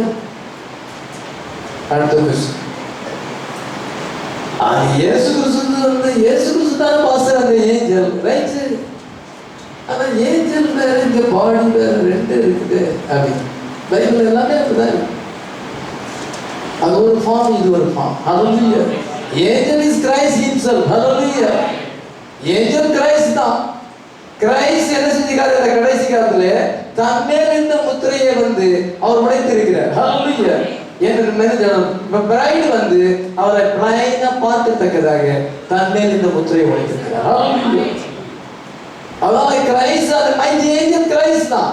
கிரைஸ்ட் வந்து தன்மேல் இந்த முத்திரையை உடைத்து நீங்க என்ன பிளைனா பாருங்க. ஹல்லேலூயா. கர்த்தருடைய மனவாட்டிக்கு அண்டைனிங் ஆஃப் காட் என்ன முழுசுமா நீ பார், திரை நீக்கி வெளிப்படுத்துகிறார். ஹல்லேலூயா. அதான் அண்டைனிங் ஆஃப் காட். தன்மேல் இந்த சீலை அவர் உடைத்து his bride could see him in plain view. ஹல்லேலூயா. இதோ அவங்களுக்கு கல்லறைக்குள்ள அடப்பட்டு இருக்குது, நமக்கு இயேசு கிறிஸ்து வீட்டிலிருந்து பிளைன் வியூவா இருக்கிறார். ஹல்லேலூயா. பல தூரம் கிறிஸ்து வந்து தன்மேல் இருந்த முத்திரையை உடைத்து இன்னைக்கு நமக்கு வெளிப்படுத்தியிருக்கிறார். அதான் கரெக்டான answer. The resurrection of Christ in our day, மறுபடியும் கிறிஸ்து நம்முடைய நாட்களில் வீற்றிருக்கிறார். ஹல்லேலூயா. parallel வந்து parallel to the resurrection on that day, அந்த நாளிலே நடந்த இதுக்கு ஒரு parallel இருக்கு. நீங்க எத்தனை பேர் அண்டர்ஸ்டாண்ட் பண்ணிட்டு தெரியல, எல்லாரும் பண்ணிருக்கீங்க. Hallelujah. After the denominational ages run out, இதோ சோபன காலங்கள் முடிந்த பின்பு 1963ல சோபன காலங்கள் முடிவடைகிறது. Mighty angel descend from heaven. இதோ பலமுள்ள தூதன் பரலோகத்திலிருந்து இறங்கி வந்திருக்கிறார். ஆமென். Seventh seal book is to be opened. Hallelujah. எதற்காக? இந்த 7 முத்திரைகள் புத்தகமாக திறக்கப்படும். Hallelujah. சாமி சர்ச்சை விட்டு திரிஞ்சுட்டு இருக்கிறாங்க, அவங்க பாரிஸ்ல சபை நடத்துறாங்க. அவங்களுக்கு இதான் பைபிள் இல்லை, இந்த சீல் தான், எப்பவுமே சீல் தான். அவங்க பைபிளை விட சீல் புக்கு தான். வருஷ கணக்கில் அவங்க சீல் தான் படிக்கிறாங்க. நமக்கு 7 சீல் புக்கு அது இல்லை, இதுதான் நமக்கு எத்தனை 7 சீல் புக்கு, இதுதான் 7 seal book.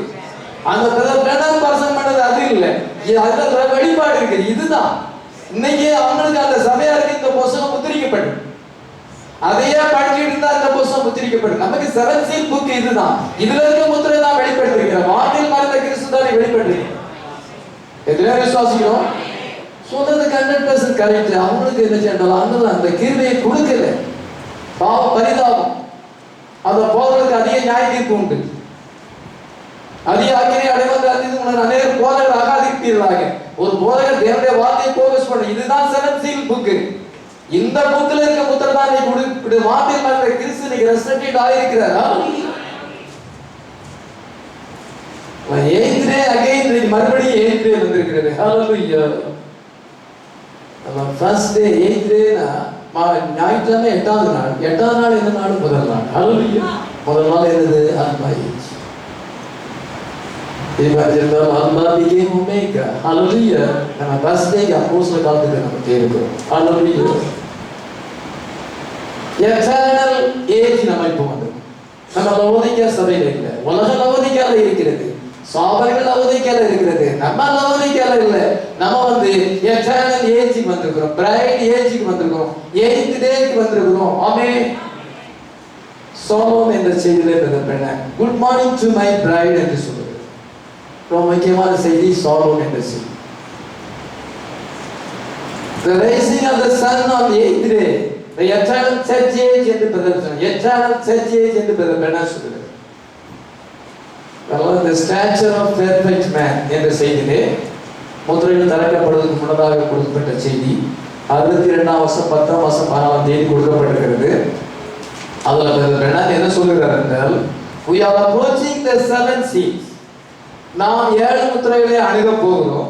We have just finished the 7 church ages. நாம் வந்து இப்பொழுதுதான் 7 சபை காலங்களை முடித்திருக்கிறோம். And this is a message on teaching that Christ the man that's going to be redeemed by the blood of Jesus Christ. இந்த உபதேசமானது இயேசு ரத்தத்தால் மீட்கப்பட்ட ஒரு மனுஷனை தேவனோடு இணைக்கிறது. And is going to be in that church age. அவங்க அந்த சபைக்கு நம்ம போறோம். என்ன சபைனா that eternal church is at the end of the seas. Hallelujah. Eternal church is at the end of the seas. நான் சொன்ன வார்த்தையை சொல்லல, தீர்த்து சொன்ன வார்த்தையை சொல்றேன். நம்ம இன்னைக்கு eternal church is எப்போ வருது? at the end of the seas. 7 முத்திரைக்கு. Hallelujah. அங்கே முத்திரைகள் திறக்கப்பட்டது. பரம்பரை தூதன் இறங்கி வந்தார். அந்த நாடு 2000 வருஷத்துக்கு முன்னாடி ஃபர்ஸ்ட் ஈஸ்டர் அன்னைக்கு பரம்பரை தூதன் இறங்கி வந்தார். முத்திரைகளை உடைத்தார், கல்லை புரட்டி தந்தார். இது அவருடைய வெர்ஜின் பாடி, கனி மூலமாய் வெளிப்பட்ட அந்த சரீரம், அந்த வெர்ஜின் பாடி பசுத்தமான சரீரம் இருக்கிறது. அது உயிர்த்தெழுந்தது. உயிர்த்தெழுந்து என்ன செய்யுதுன்னா ஒரு ஏஜ் வந்துச்சு. ஹல்லேலூயா. என்ன age? Apostolic church age. Hallelujah. அது என்ன ஏஜ் பைபிள்ல? Alpha age. ஹல்லேலூயா. இன்னைக்கு நான் 7 சபைக்காரங்க அன்னைக்கு 7 நாள் சாபத் முடிஞ்சு சொல்ற கம்பேரிசனை காமிச்சு பாருங்க.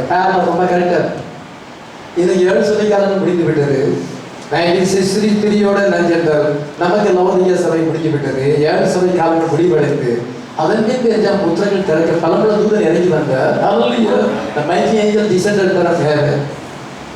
பரலோகத்தில் ஏறக்குறைய 1/2 மணி நேரம் அமைதல் உண்டாயிடுச்சு. அவர் 7ஆம் முத்திரை உடைத்த பொழுது பரலோகத்தில் ஏறக்குறைய 1/2 மணி நேரம் அமைதல் உண்டாயிடுச்சு. பலமுள்ள தூதன் என்றால் வானத்திலிருந்து இறங்கி வர கண்டு மேகம் அவனை சூழ்ந்திருந்தது. என்ன செய்தார் என்றால் முத்திரைகள் திறக்கப்பட்டது. ஹல்லேலூயா. இந்த பைபிள்ல இருக்க முத்திரை திறக்கப்பட்டது. ஹல்லேலூயா. அப்பொழுது என்ன யாருன்னா ஒரு சர்ச்சேஜ் வந்திருக்கு. ஹல்லேலூயா. அது என்ன சர்ச்சேஜ்? எட்டர்னல் சர்ச்சேஜ். அல்பாவோட விசேஷமானது. அல்பா இருந்தவன் மறைச்சு போயிட்டாங்க.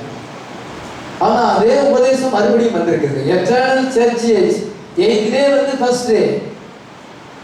அது 8th டேன்னு சொல்லலாம், ஃபர்ஸ்ட் டேன்னு சொல்லலாம். அதனால என்ன சொல்றோம்? மறுபடியும் அல்பா ஏஜ் வந்திருக்கிறது. ஆனால் இது எட்டர்னல் சர்ச்சேஜ். இது 8th டே. அல்ல, எட்டர்னல் சர்ச்சேஜ்னா முடிவு கிடையாது. நம்ம அப்படியே அங்க போயிட போகும்போது முடிவு கிடையாது. அந்த சபைக்காரத்துக்குள்ள நீங்களும் வந்துடும். ஒமேகா ஏஜ்ல வந்திருக்கிறோம். ஹல்லேலூயா. அங்கே இயேசு கிறிஸ்து உயிர்த்தெழுந்த பின்பு அல்பா வந்தது. இன்னைக்கு முத்திரைகள் திறக்கப்பட்ட பின்பு வானத்தில் இருக்க கிறிஸ்து உயிர்ப்பிக்கப்பட்டு வெளியே வந்து விட்டார். இப்பொழுது எட்டர்னல் சர்ச்சேஜ் வந்திருக்கு. Christ is resurrected again. Hallelujah. In another day நம்முடைய காலத்தில் நடந்திருக்கிறது. எத்தனை பேர் அதை நம்ம விசுவாசம் பண்ணுவோம்? இதை நீங்க அண்டர்ஸ்டாண்ட் பண்ணீங்கன்னா நீங்க ஆரோக்கியமாக. சாலோம் என்ற செய்தி 64ஆம் வருஷம் 1ஆம் மாசம் 12ஆம் தேதி முத்திரைகள் திறக்கப்பட்ட பின்பு பெர்ஃபெக்ட் மேன் பரிபூர்ண மனிதனுடைய வளர்ச்சி முத்திரை திறக்கப்படுறதுக்கு முன்னால அவர் சொல்றார் சீல்ஸுக்கு பிறகு எட்டர்னல் சர்ச்சேஜ் வரும்னு சொல்லுகிறார். இப்ப என்ன சொல்றாரு பாருங்க. சாலோம் செய்த முத்திரை திறக்கப்பட்ட பின்பு after the preaching of 7 seals என்ன சொல்றார்? 111வது paragraphல சாலோம் God's grace. சாலோம் இந்த சாலோம் என்றால் அந்த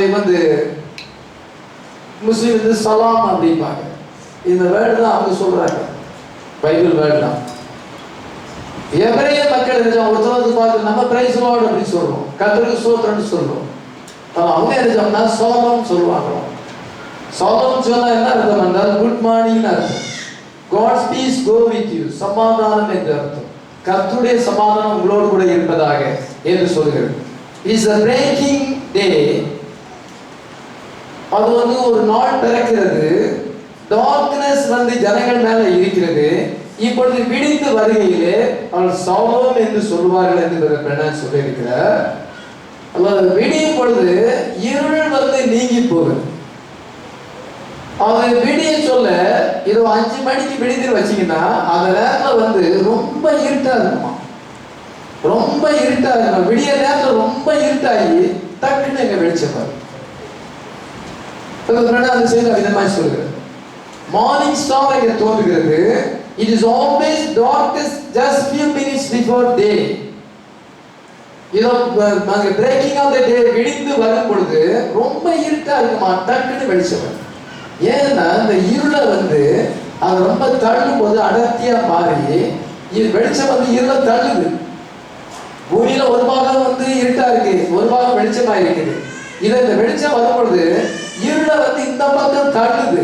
அப்படி ரொம்ப பிரஷ் பண்ணும் பொழுது ரொம்ப டார்க்கா ஆகி அடர்த்தி ஆகி ரொம்ப கும்பிருட்டா மாறுது. பின்பு அந்த இருள் விலகும் பொழுது வெளிச்சம் அதே போல இவன் எய்திலே வந்திருக்கிறது. உலகம் இப்ப ரொம்ப இருட்டாயிருக்கு. ஹல்லேலூயா. அதிக பாவத்துல இருக்கு. இப்பொழுது விடிந்து வரும் பொழுது என்ன சொல்றாங்க? The great day is beginning to come and the morning breaks eternal. இது ஒரு great day நமக்கு வரப்போகிறது. eternal வரப்பு, நித்தியமானது வரப்போகிறது. ஆமென். The darkness is separating itself from the light. இருளானது வெளிச்சத்தை விட்டு பிரிகிறது. இன்னைக்கு வேர்ல்ட் கவுன்சில் ஆஃப் சர்ச்சஸ் எல்லாமே ரிலிஜியன் இது உலகத்துல எல்லாமே இன்னைக்கு ஒண்ணா சேர்ந்து இருக்கு. இருள் வந்து பிரஷிங் ஆகி கொண்டு கம்ப்யூட்டர் செல்போன் மூலமா பாவம் அதிகரிச்சு போச்சு. ஏதோ குடி தேசித்தனம் அது ஒரு பக்கத்துல மாரல் லைஃப் ரொம்ப சீரட்டு போயிருக்கு. அரசாங்கமே பெர்மிஷன் கொடுக்கு எல்லா பாவத்தையும் செய்வது. அதனால பாருங்க உலகம் முழுசும் பாவம் தீவிரவாதம் இருள் சூழ்ந்து இருக்கும் பொழுது இந்த நேரத்தில் வெளிச்சம் நம்ம மேல எதான் சால்வம். நம்ம என்ன ஏஜ்ல வந்திருக்கிறோம்? இந்த சபைக்கு முடிவு கிடையாது. சபைக்கு முடிவு இருக்கிறது. இது எல்லா சபைக்கும் ஒரு காலம் ஒரு பீரியட் இருக்கிறது. நமக்கு ஒரு பீரியட் கிடையாது. முடிவே கிடையாது. அதுதான் எட்டர்னல் சர்ச்சஸ். எத்தனை பேர் நம்ம அதை ஆவிக்கிற பிரமாண்டி வந்திருக்கிறோம். நான் ரியலைஸ் பண்றேன். நான் எட்டர்னல் சர்ச்சேஜ்ல வந்திருக்கிறேன். நான் விசுவாசிக்கிறேன். நான் நவோதைக்காத ஆவிகள் ஜனங்களை அனலும் இல்லாம குளிரும் இல்லாம இருப்பார். நீங்க ரியல் பிரிவரா இருந்தா உங்க கூட சேர்றவங்க உங்களை மாதிரி பக்தி வித்தி அடைவாங்க. உங்க கூட சேர்ந்த பிறகு நல்ல ஒரு கிறிஸ்தவன் நல்ல மாதிரி சின்சியரா இருந்த மனுஷன் டிவி பார்த்துட்டு இருக்கிறான், கம்ப்யூட்டர் பார்த்துட்டு இருக்காங்கன்னா நம்ம கூட சேர்ந்தவங்க இருக்குதான் அனலும் இல்லாம குளிரும் வெதுப்பா மாறுறாங்களா? நம்ம பரிசுத்தாகி தரணும். நம்ம உண்மையில ஹோலி ஸ்பிரிட் பெற்றா நம்ம கூட சேர்றவங்க நம்மளோட ஃப்ரெண்ட்ஷிப் வைக்கிறவங்க ஆவிக்கிரமா மாறுவாங்க.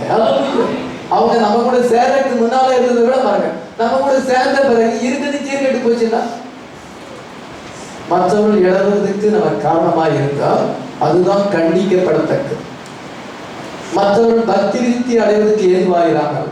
மற்றவர்கள் கெட்டு போவதற்கும் மற்றவர்கள் அனலும் இல்லாமல் குளிரும் இல்லாமல் வெதுவெதுப்பாய் மாறுவதற்கும் வேரண்டியா மாறுவதற்கும் சினிமா பார்ப்பதற்கும் உலகப்பரமா ஜீவிப்பதற்கும் பைபிள் வாசனையே இல்லாம ஜெப வாசனையே இல்லாம ஜீவிப்பதற்கு நம்ம காரணமா இருந்தால் எப்படி? நம்ம இருளில் இருக்கும். ஹல்லேலூயா. நம்ம வெளிச்சமா இருந்தா நம்ம கூட நடக்கிறவங்க வெளிச்சத்துல நடப்பாங்க. ஹல்லேலூயா. எத்தனை பேர் விசுவாசிக்கிறோம்?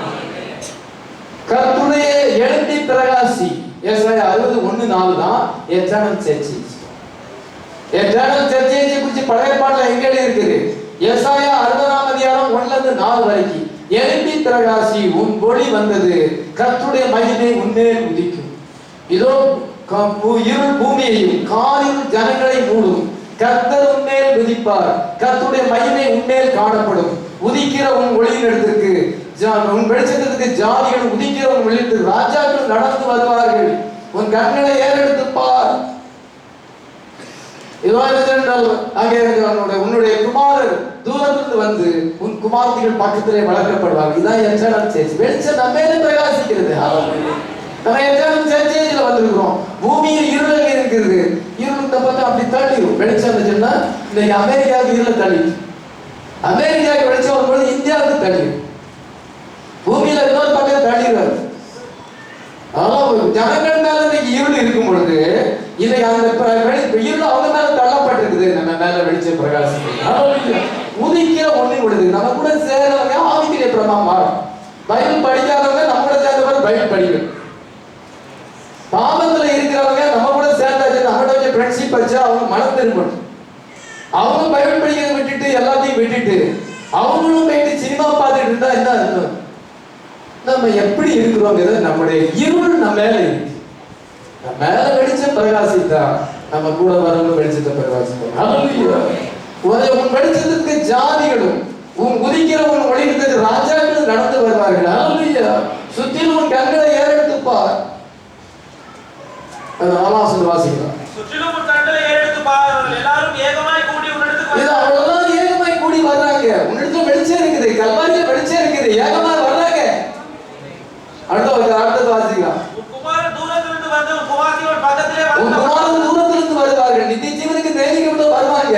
உன் குமாரத்தின் பக்கத்திலே வளர்க்கப்படுவார்கள், வேற எதுக்கு போக மாட்டாங்க. அவங்க இருளுக்கு போக மாட்டாங்க, வெளிச்சத்திலே இருப்பாங்க. உன் குமாரத்தின் பக்கத்திலே வளர்க்கப்படுவார்கள். அல்லேலூயா. அவங்க கத்தோலிக்க சிஎஸ்சியாவை என்றால் இதோ லவோதிக்கா சபையை பார்த்து போக மாட்டாங்க, அவங்க பக்கத்திலே வளர்க்கப்படுவார்கள். அல்லேலூயா. ஏனென்றால் இங்கே வெளிச்சம் இருக்கிறது. அல்லேலூயா. We are in the eternal churches after the sins. Christ is resurrected again. Hallelujah. வார்த்தையில் இவங்க மறந்திருந்த கிறிஸ்து இன்னைக்கு வெளிப்பட்டிருக்கிறார். Hallelujah. இதுதான் இந்த காலத்துக்குரிய promise. The word light is vindicated again. You can see God manifested in His promise of the light of the day. These promises that made for this day. இந்த காலத்திலிருந்து வாக்குது என்னது? Eternal churches. After the seals, பலமுள்ள தூதர் இறங்கி வந்த பின்பு, முத்திரைகள் திறக்கப்பட்ட பின்பு ஒரு சர்ச்சேஜ் வந்திருக்குது. Eternal churches. இயேசு கிறிஸ்து அவர் கல்லறையில் அடக்கப்படப்பட்டார், பலமுள்ள தூதர் இறங்கி வந்தார், முத்திரைகளை படைத்து கிறிஸ்து உயிர்த்தெழுந்தார். அங்கே அப்போஸ்தலிக் சர்ச்சேஜ் வந்தது. இன்னைக்கு ஒமேகா சர்ச்சேஜ் வந்திருக்கு. இது வந்து எட்டர்னல் சர்ச்சேஜ். அல்லேலூயா. அதை விட இது விசேஷம். எத்தனை பேர் நம்ம அப்படி இருக்கிறோம்? இதோ இயேசு கிறிஸ்து உயிர்த்தெழுந்தார். அதன் மீது நம்ம வாசிக்கும் பொழுது அந்த இஸ்ரவேலை பார்த்து அவர் என்ன சொல்லுகிறார்? அந்த தூதன் என்ன சொல்லுகிறார்? மத்திய 28ஆம் அதிகாரம் 5-7 வரை வாசிக்கிறோம். தூதன் அந்த ஸ்திரீகளை நோக்கி, நீங்கள் பயப்படாதிருங்கள், சிலுவையில் அறையப்பட்ட இயேசுவை தேடுகிறீர்கள் என்று அறிவேன். அவர் இங்கே இல்லை, தாம் சொன்னபடியே உயிர்த்தெழுந்தார். கர்த்தரை வைத்த இடத்தை வந்து பாருங்கள். சீக்கிரமாய் போய் அவர் மரித்தோரிலிருந்து எழுந்தார் என்று அவருடைய சீஷர்களுக்கு சொல்லுங்கள். அவர் உங்களுக்கு முன்னே கலிலேயாவுக்கு போகிறார். நீங்க போய் சீஷர்கிட்ட சொல்லுங்க, அவர் உயிர்த்தெழுந்தார். பெரிய குட் நியூஸ். அல்லேலூயா.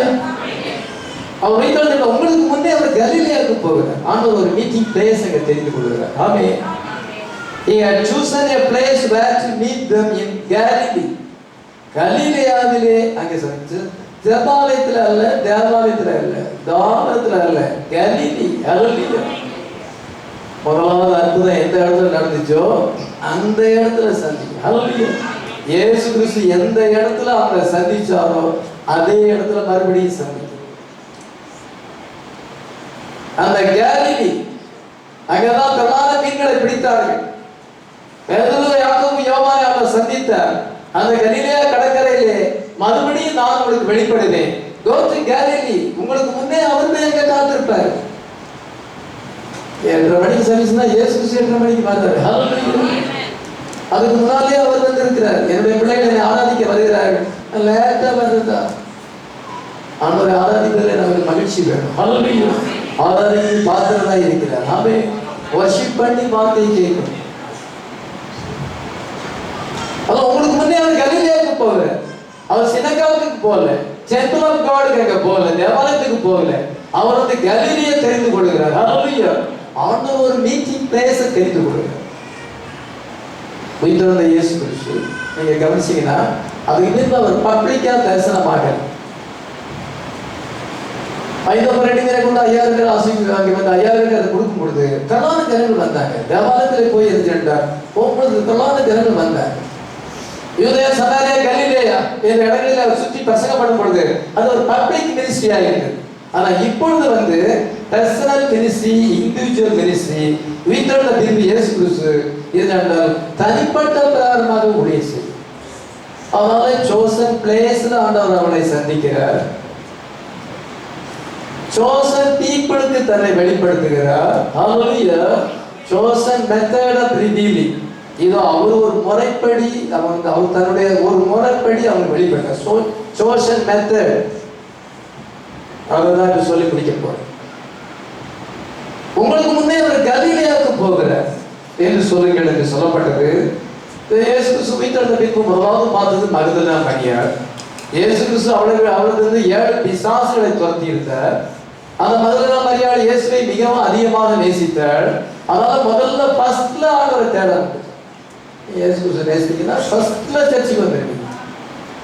பாட்டு படிக்கிட்டு இருப்பாங்க, 1/2 மணி நேரம் பாட்டு போகும். சர்ச்சு வந்து 8:30ன்னா 9 மணி வரைக்கும் பாட்டு போகும். அதுக்கு பிறகு பாசம் கொஞ்சம் அறிவிப்புலாம் கொடுப்பாரு. பிரசங்கம் பண்ணாச்சுல நம்ம வந்துடலாம். ஏதோ ஒரு நாள் வர வேண்டியதாக வரலாம். டெய்லியாக எல்லா வாரம் அப்படியே செய்யுது. டைமை நம்ம கேல்குலேட் பண்ணோம். 8:30 மணிக்கு சரிச்சுன்னா வீட்டுல இருந்து 8 மணிக்கு பரப்பணும். ஹல்லேலூயா. உங்களுடைய தூரம் எவ்வளவோ அவ்வளோ டைமை கேல்குலேட் பண்ணி மதுரை மரியாதை போல இயேசுவை நேசிக்க வேண்டும். ஹல்லேலூயா. சில ஓல்டு சௌகரியமாக இருந்தாங்க, அவங்க தான் ஃபர்ஸ்ட் ஆளா வர்றாங்க. நல்ல பலம் இருக்கிறவங்க லேட்டா வர்றாங்க. அங்கே கவனிக்கும் பொழுது மதுரை மரியாதை இயேசுவை அதிகமாக நேசித்தார். இயேசு கிறிஸ்து மதுரை மரியாதை ரொம்ப நேசித்தார். ஆனால் மதுரை மரியாதை என்ன செய்தார் என்றால் யோவான் 20ஆம் அதிகாரம் 6ஆம் வசனத்தை வாசிக்கிறார். மரியாள் கல்லறையின் அருகே வெளியே நின்று அழுது கொண்டிருந்தாள். அப்படி அழுது கொண்டிருக்கையில் அவள் குனிந்து கல்லறைக்குள்ளே பார்த்து இயேசுவின் சரீரம் வைக்கப்பட்டிருந்த இடத்திலே வெள்ளுடை தரித்தவர்களாய் 2 தூதர்கள். Mary stood without the sepulchre weeping, and as he left and stood down and looked into the sepulchre. இதோ அந்த கல்லறைக்குள்ளாக அவன் பார்த்தான். 2 பேர் அங்கே தூதர்கள் இருந்து கால்மாற்றவரும் தலைமாற்றவரும் இருந்தார். இஸ்ரீயே ஏன் அழுகிறார்? அங்க ஒரு தோட்டக்காரன் நினைக்கிறார். ஒருத்தர் அங்கே கல்லறையில் இருக்கிறார். தோட்டக்காரன் என்று அவர் நினைத்தார், கார்டனர் என்று நினைக்கிறார். அவர் கேட்கிறார், ஏன் அழுகிறார்? அந்த 2 தூதர்கள் சொல்லிட்டாங்க, அவர் இங்கே இல்லை, உயிர்த்தெழுந்துட்டான்னு சொல்லிட்டாங்க. அதன் பின்பு அவள் வெளியே நிற்கும் பொழுது, ஒரு தோட்டக்காரர் நினைக்கும் பொழுது அவர் கேட்கிறார், இஸ்ரீயே ஏன் அழுகிறார்? woman why weepest thou? ஏன் அழுகிறார்? நீ என்னத்தை தேடுகிறாய்? யாரை தேடுகிறாய் என்று கேள்வி கேட்கும் பொழுது, நீங்க அவரை வச்சிருந்தீங்கன்னா எனக்கு சொல்லுங்க, நான் போய் அவர் சரீரத்தை எடுத்துக் கொள்கிறேன் என்று சொல்லுங்க. 15 வாசிங்க. இயேசுவை பார்த்து ஸ்திரீயே ஏன் அழுகிறாய்? யாரை தேடுகிறாய் என்றார். அவள் அவரை தோட்டக்காரன் என்று எண்ணி, ஐயா நீர் அவரை எடுத்துக்கொண்டு போனது உண்டானால் அவரை வைத்த இடத்தை எடுத்து சொல்லும், நான் போய் அவரை எடுத்து பாருங்க. இவளுக்கு கூட அந்த உயிர்த்தெழுதல் மேல விசுவாசம். அவள் சரீரத்தை தான் போய் எடுத்துக்கிறான். ஒரு பாடி டெட் ஆகிட்டா சிலர் பயப்படுவாங்க.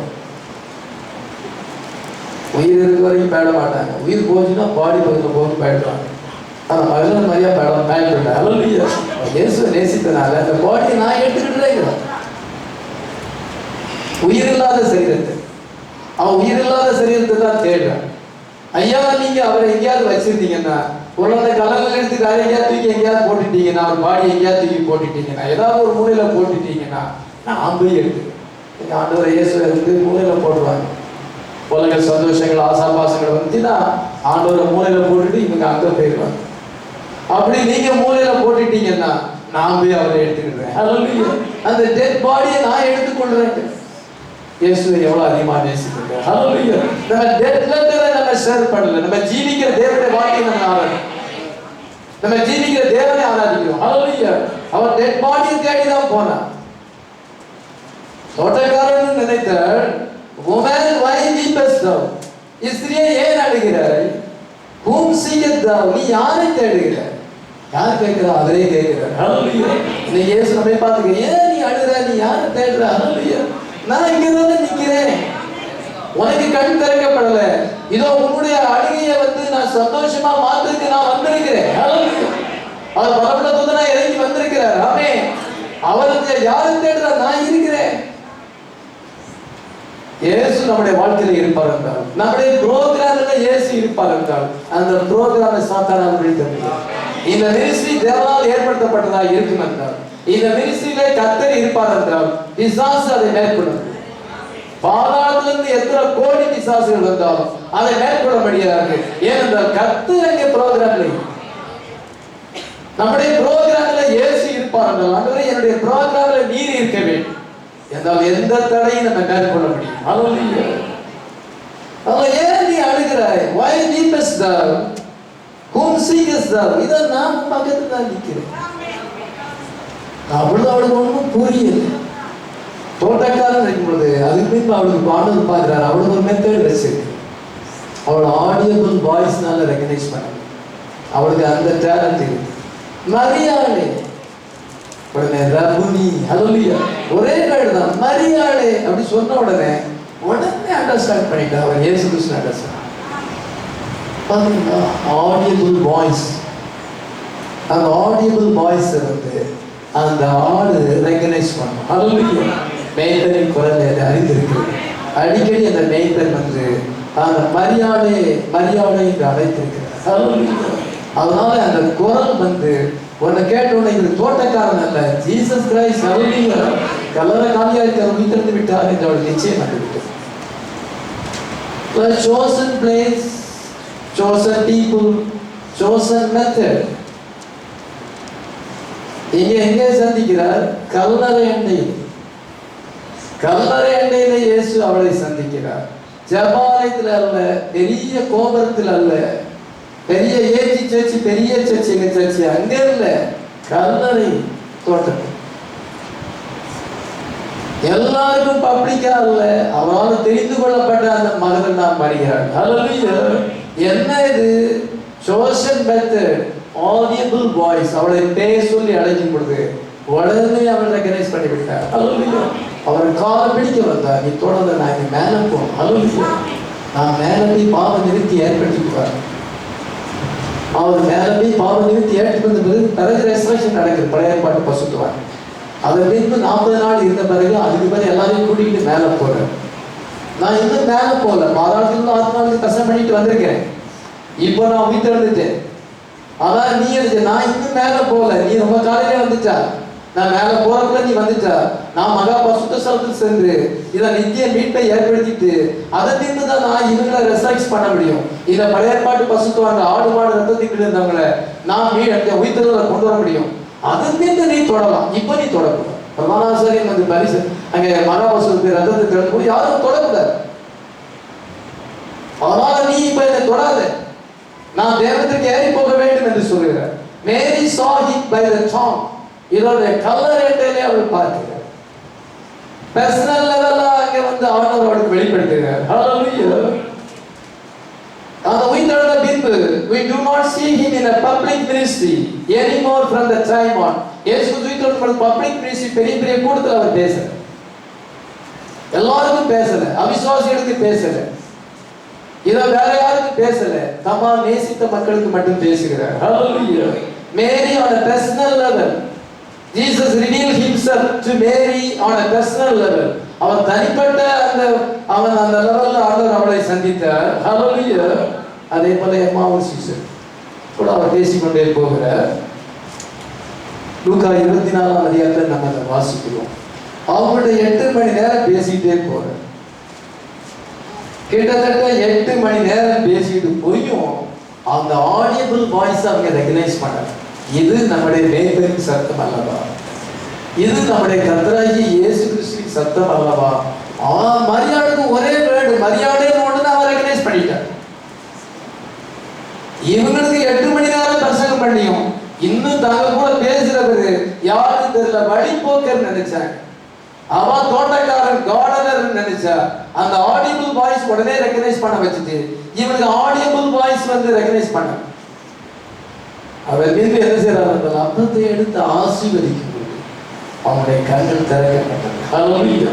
லூக்கா 24:30 வாசிக்கிறோம். அவர்களோட அவர் பந்தியில் கையில் அப்பத்தை எடுத்து ஆசீர்வதித்து அதை பிட்டவர்களுக்கு கொடுத்தார். அப்பொழுது அவருடைய கண்கள் திறக்கப்பட்டு அவரை அறிந்தார்கள். இதுதான் அவருடைய கண்கள் திறக்கப்பட்டு அவரை அறிந்தார்கள். அப்பொழுது அவருடைய கண்கள் எப்பொழுது அப்பத்தை எடுத்து ஆசீர்வதிக்கும். அவர் வந்து வியாழன் ராத்திரி தான் அப்பத்தை எடுத்து ஆசீர்வதித்து கொடுத்திருக்கிறார். ஒவ்வொரு முறை 5 மீறி ஆசீர்வதிக்கிறத பார்த்துருக்கிறாங்க. ஒவ்வொரு முறை சாப்பிட்றதுக்கு அவர் அப்பத்தை எடுத்து ஆசீர்வதிக்கிறார். இவங்க பார்த்ததுனால இவங்களுக்கு விஷுவல் லேர்னஸ், இவங்க வந்து விஷுவல் இதை பார்ப்பதுனால அவர் முன்பு செய்த அதே காரியத்தை மறுபடியும் செய்யும் பொழுது இது யார் இப்படி செய்வார்? நம்ம ஆண்டவர் தான் அப்படி செய்வார். நம்ம இயேசு கிறிஸ்து தான் அப்படி செய்வார். ஆனால் அவர் உயிர்த்தெழுந்து விட்டார் என்று இப்பதான் இருக்கு. சத்தத்தினால அண்டர்ஸ்டாண்ட் பண்ணுறார், கண்ணால பார்ப்பதுனால. ஹல்லேலூயா. அவரால் அவருடைய கண்கள் திறக்கப்பட்டு உற்சாக மிகுதினாலே ராத்திரியே எம்மாவது இந்த ஊர்ல இருந்து உடனே ஓடி எருசலேமுக்கு வந்துட்டாங்க. இயேசு கிறிஸ்து அவங்க மத்தியில் வந்து சமாதானம் சொல்றாரு. ஹல்லேலூயா. எவ்வளவு ஒரு அந்த நேரம் எவ்வளவு பரவசமாக இருந்திருக்கும் பாருங்க, எவ்வளவு விறுவிறுப்பாக இருந்திருக்கும் பாருங்க. இதே போல ஒரு நாளிலே அன்னைக்கு விறுவிறுப்பாக இருந்தது. ஹல்லேலூயா. தாமஸ் என்ன செய்யறான் என்றால் அவன் வந்து ஆண்டவர் வந்து சத்தத்தையும் அண்டர்ஸ்டாண்ட் பண்ண மாட்டான், காண்கிற காட்சியை நம்ப மாட்டான், தடவி பார்த்தா தான் நம்ப. அவனுக்கு ஆண்டவர் அவன் லெவல்ல வந்து அவனுக்கு வெளிப்பட்டார். நீ தடவி பார்த்தாலும் நீ விசுவாசி. யோவான் 20ஆம் அதிகாரம் 26 வாசிக்கிறார். மறுபடியும் 8 நாளைக்கு பின்பு அவருடைய சீஷர்கள் வீட்டுக்குள்ளே இருந்தார்கள். தோமாவும் அவருடைய கூட இருந்தான். கதவுகள் பூட்டப்பட்டிருந்தது. அப்பொழுது இயேசு வந்து நடுவே நின்று உங்களுக்கு சமாதானம் என்றார். பின்பு அவர் தோமாவை நோக்கி, நீ உன் விரலை இங்கே நீட்டி என் கைகளை பார், உன் கையை நீட்டி என் வினாவிலே போடு, அவிசுவாசியாயிராமல் விசுவாசியாய். நான் எல்லாரும் இயேசு கிறிஸ்து நாங்க பார்த்தோம் வீட்டு வந்துட்டேன். என் ஸ்திரீகள் சொல்லுறாங்க, அவருடைய சீசர் சொல்லப்படுது. தோமா என்ன சொல்றாங்க, நான் வந்து நம்ப மாட்டேன். அவன் மனசுக்குள்ள சதுசேய கொள்கை இருக்கு. நான் நம்ப மாட்டேன். நான் வந்து என்ன செய்யணும் என்றால் அவருடைய விரலை, அவருடைய கையில என்னுடைய விரலை விட்டு பார்க்கணும். அவருடைய விழாவில் நான் கையை போட்டு பார்த்தா தான், ஈட்டி வச்சு குத்துனாங்க, இங்க ஆணி அடிச்சாங்க, அதுல நாங்க காயத்துல என்னுடைய விரலை விட்டு பார்த்தா தான் நம்புவேன்.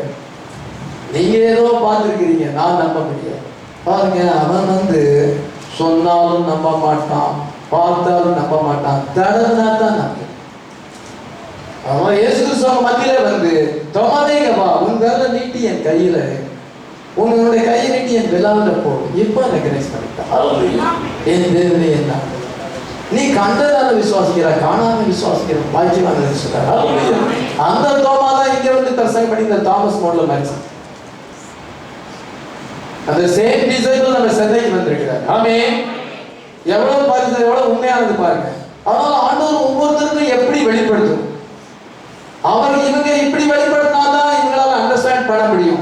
அது அவர் ஒரு சோசன் மெத்தட் வச்சிருக்கிறார். இதை அவர் நமக்கு வெளிப்படுத்துகிறார். ஹல்லேலூயா. இதை எனக்கு எப்படி வெளிப்படுத்தணும், உங்களுக்கு எப்படி வெளிப்படுத்தணும்னு ஆண்டவருக்கு இது தெரியும். ஹல்லேலூயா. அவரால் கர்த்தர் என்ன செய்யறாருன்னா, அவரால் தெரிந்து கொள்ளப்பட்டவர்கள், only elect people, அவரால் தெரிந்து கொள்ளப்பட்டவர்களுக்கு மட்டுமே, chosen peopleக்கு மட்டுமே, chosen placeல வந்து இதை என்ன செஞ்சார் என்றால் அவருடைய சொந்த மெத்தட் படி அவருக்கு வெளிப்படுத்துகிறார். Amen. Seven seal is coming of the lord. ஏழாம் முத்திரையானது அது கர்த்தருடைய வருகையாக இருக்கிறது. It was not given to the public. இதோ உலகத்திற்கு எல்லாம் இது கொடுக்கப்பட்டது. It's only for the elect. Hallelujah. தேவனால் தெரிந்து கொள்ளப்பட்டவர்களுக்கு. Hallelujah. எந்த இடத்திலே தேவனால் தெரிந்து கொள்ளப்பட்ட சாத்து அவருடைய chosen place இருக்கு. எல்லா இடத்திலையும் வெளிப்படுத்துவதில்லை, அவரால் தெரிந்து கொள்ளப்பட்ட இடத்தில் வெளிப்படுத்துகிறார். ஆமென். திபேரியா கடற்கரையிலே சீசருக்கு மறுபடியும் தன்னை வெளிப்படுத்தினார். கலிலேயா கடற்கரை எல்லையிலே வெளிப்படுத்தினார். நீங்க அங்க போங்கன்னு சொன்னார். அவங்க அங்க காத்திருந்தாங்க. ஆனா இன்னைக்கு வந்து chosen place எது, அவரால் தெரிந்து கொள்ளப்பட்ட ஸ்தலம் எது, எங்கே இயேசு கிறிஸ்து, உயிர்த்தெழுந்த இயேசு கிறிஸ்து தம்மை வெளிப்படுத்துகிறார். ஆமென். எங்கே வெளிப்படுத்துகிறார், எங்கே சந்திக்கிறார், தம்முடைய தம்மால் தெரிந்து கொள்ளப்பட்டவர்களை எங்கே சந்திக்கிறார்? Under the shed blood of the Lamb, resurrected Lamb. Hallelujah. Bleeding bird. இந்த வார்த்தை ரத்தம் தோய்ந்து இருக்கு. ரத்தம் தோய்க்கப்பட்ட ஆட்டுக்குட்டியாக இருந்தது. Hallelujah. அந்த ரத்தம் தோய்க்கப்பட்ட வார்த்தை எங்கே இருக்கிறதோ அதை கீழே ஆண்டவர் வெளிப்படுத்துகிறார். Hallelujah. எங்க redeemed bird இருக்கிறதோ, புத்தகத்தை நிறைய பேர் படலாம், புத்தகத்தை நிறைய பேர் வீட்டில் வச்சிருக்கலாம், படிக்கலாம். அங்கே இல்லை, ரத்தம் தோய்க்கப்பட்ட வார்த்தை எங்க போதிக்கப்படுது, எங்கே அந்த ரெண்டர் அங்கே வந்து சந்திக்கிறார். Hallelujah. Chosen place of worship. Hallelujah. The Son of Man ministry வந்திருக்கிறது. ஆமென். முதல்ல வந்து ஆபிரகாமுக்கு ஒரு Son of Man வந்தார், தனக்கு எந்த ஒரு சரீரத்தை உருவாக்கினார். பின்பு வெர்ஜின் பாடியா வந்தார், கனி மூலமாக இந்த சரீரம் வந்தது. இந்த காலத்துல எப்படி வந்திருக்கிறார்? Son of Man anointing வந்திருக்கிறது. Hallelujah. The Son of Man is Christ. The Branham is the Son of Man அல்ல, அவருக்கு Son of Man anointing வந்திருக்கு. ஆமென். Angel descending, இத பலபல தூதன் இறங்கி வந்திருக்கிறார். Seal is being broken, முத்திரையாக உடைக்கப்பட்டிருக்கிறது. நியூ டே, 8th டே இப்பொழுது வந்திருக்கிறது. எட்டர்னல் சர்ச் ஏஜ் இங்க வந்திருக்கிறது. கர்த்தர் என்ன சொல்றார்? Good morning to my bride. ஹalleluya. சோலோ வெளிச்சம் உங்கள் மேல் உதிக்கிறது. கர்த்தருடைய மகிமை உங்கள் மேல் உதித்திருக்கிறது. ஹalleluya. கர்த்தருடைய மகிமை உங்கள் மேல் காணப்படும். ஆமென். உதிக்கிற உங்களுடைய ஒளிக்கு ராஜாக்கள் நடந்து வருவார்கள், வெளிச்சத்திற்கு ஜாதிகள் வருவார்கள். ஹalleluya. வெளிச்சம் பிரகாசிக்கிறது. ஹalleluya. we are under the light. அவர் ஒளியில் இருக்கிற போது நான் ஒளியிலே நடந்தால் ஒருவரோடு ஒருவர் ஐக்கியப்பட்டிருக்கும். அவருடைய குமாரனாகிய இயேசு கிறிஸ்து ரத்தம் சகல பாவங்களை நீக்கி நம்மை சுத்திகரிக்கும். ஆமென். அந்த எத்தனை சர்ச்சேஜ் வந்து வெளிச்சத்துல நம்ம வந்திருக்கிறோம், நியூ டேல நம்ம வந்திருக்கிறோம். ஆமென். அன்னைக்கு எப்படி வந்தாங்களோ அதே போல அன்னைக்கு பர்சனல் லெவல்ல ஆண்டவர் நம்ம வெளிப்படுத்துகிறார். Christ himself appearing in various ways. பல விதத்துல வெளிப்படுத்துகிறார். Revealing himself personally to each bride member. மணவாட்டியில் அங்கமாய் இருக்கிற அங்கத்தினர்கள் எல்லாருக்குமே இயேசு வெளிப்படுத்துகிறார். ஹல்லேலூயா. இதே பிரசங்கம் ஒருத்தர் உள்ளத்துல கிரியை செய்யலாம், உங்க பக்கத்துல இருக்கவங்க கிரியை செய்யாம இருக்கு. இதே பிரசங்கத்துல ஒருத்தர் ஆடியோல கேட்கும் பொழுது அவங்க உள்ளத்துல கிரியை செய்யலாம். நமக்கு தெரியாது யார் உள்ளத்துல கிரியை செய்யலாம், நமக்கு தெரியாது. The same message வந்து இதை ஒருத்தர் கேட்கும் பொழுது அவங்க எலக்டா இருந்தா ஆண்டவர் ரிவீல் பண்ணுவார். ஹல்லேலூயா. இயேசு மறுபடியும் உயிர்த்தெழுந்திருக்கிறார். வார்த்தையில் மறைந்திருந்த கிறிஸ்து உயிர்த்தெழுந்தார். வார்த்தையின் மேல் இந்த முத்திரை உடைக்கப்பட்டிருக்கிறது. ஹல்லேலூயா. மைட்டி ஏஞ்சல் பலபலத்தோடு இறங்கி வந்திருக்கிறார். அன்னைக்கு எப்படி தன்னை நேசித்தவர்களுக்கு அவருடைய chosen method படி வெளிப்படுத்தினாரோ அதே போல each bride memberக்கு ரிவீல் பண்ணியிருக்கிறார். that a new day பொழுது விடிந்திருக்கிறது. eternal church age-ல வந்திருக்கிறோம். ஆமென். பிரதானியுடைய சங்கத்தார் நிரிசி வரும்பொழுது உலகம் அந்த சோதோமின் நிலைமை அடைந்தது. சோதோமின் நாட்களில் நடந்தது போலவே மனுஷகுமாரன் வெளிப்படும் நாளில் நடந்தது. As it was in the days of Sodom, so shall it be when the Son of Man revealed. இது அப்படி எழுதப்பட்டவனமாக உலகம் இன்னைக்கு சோதம் அருவருப்பான பாவத்துல இருக்கு. moral life ஜனங்க டீகே ஆயிருக்கிறது. ஜனங்கள் பலவிதமான பாவத்தில் ஜீவித்துக் கொண்டிருக்கும் பொழுது சோதோமின் நிலைமை அடையும் பொழுது Son of Man ministry வந்தது. ஹல்லேலூயா. முதல்ல அது ப்ராஃபிட் ஃபார்மா இருந்தது, இன்னைக்கு பிரைட் ஃபார்மா இருக்கு. முதல்ல ஒன் மேன் மினிஸ்ட்ரி, இப்பொழுது அநேக அங்கத்தினரை கொண்ட மினிஸ்ட்ரி. இயேசு கிறிஸ்து உலகத்தில் 3 வருஷம் இருக்கும்போது one man ministry, public ministry, எல்லாரும் வந்து அவரை பார்த்தார்கள், ஓடி நடந்தது. உயிர்த்தெழுந்த பின்பு அது பிறகு என்ன வந்தது? அநேக அங்கத்தினரை கொண்ட அப்போஸ்தலர் மூலமாக ஊழியம் நடந்தது. ஹல்லேலூயா. அதே போல தீர்க்கதரிசி இருக்கும்பொழுது Son of Man anointing வந்திருக்கிறது. Son of Man இல்ல, Son of Man anointing. மனுஷனுடைய அபிஷேகம் வந்தது. த்ரீபல் மினிஸ்ட்ரி வந்தது. One man ministry, public ministry. இப்பொழுது என்னன்னா கிரைஸ்ட் பிரைட் ஃபார்ம். ஹல்லேலூயா. மணவாட்டிக்குள் வாசமாயிருக்கு. மணவாட்டிக்குள் அதே அபிஷேகம் வந்திருக்கு. என்ன மேன் ஆகுது? இது Son of Man anointing உங்களுக்கு எனக்கு வந்திருக்கிறது. ஹல்லேலூயா. பலரோட தூதர் உங்களுக்கு மேல ஒரு anointing ஆகியிருக்கிறார். உங்களை அனாயிண்ட் பண்ணுகிறார். Mighty anoint. கிரைஸ்ட் இப்பொழுது எப்படி இருக்கிறார்? பிரைட் ஃபார்ம், மணவாட்டி ரூபத்தில் இருக்கிறார். மணவாட்டிக்குள் இருந்து மணவாட்டி மூலமாக தன்னுடைய கடைசி ஊழியத்தை இயேசு செய்கிறார். எனக்குள்ள வந்து வாசமாயிருந்து என்னை கொண்டு இயேசு ஊழியம் செய்கிறார். உங்களுக்குள்ள வாசமாயிருந்து உங்களை கொண்டு கடைசி ஊழியத்தை செய்கிறார். இன்னும் அனாயிண்டட் ப்ரீச்சர்ஸ் நிறைய இருக்கிறார். அந்த பிரைட் மெம்பர்ஸ் அவங்களுக்குள்ள வாசமாயிருந்து தன்னுடைய கடைசி ஊழியத்தை செய்கிறார்.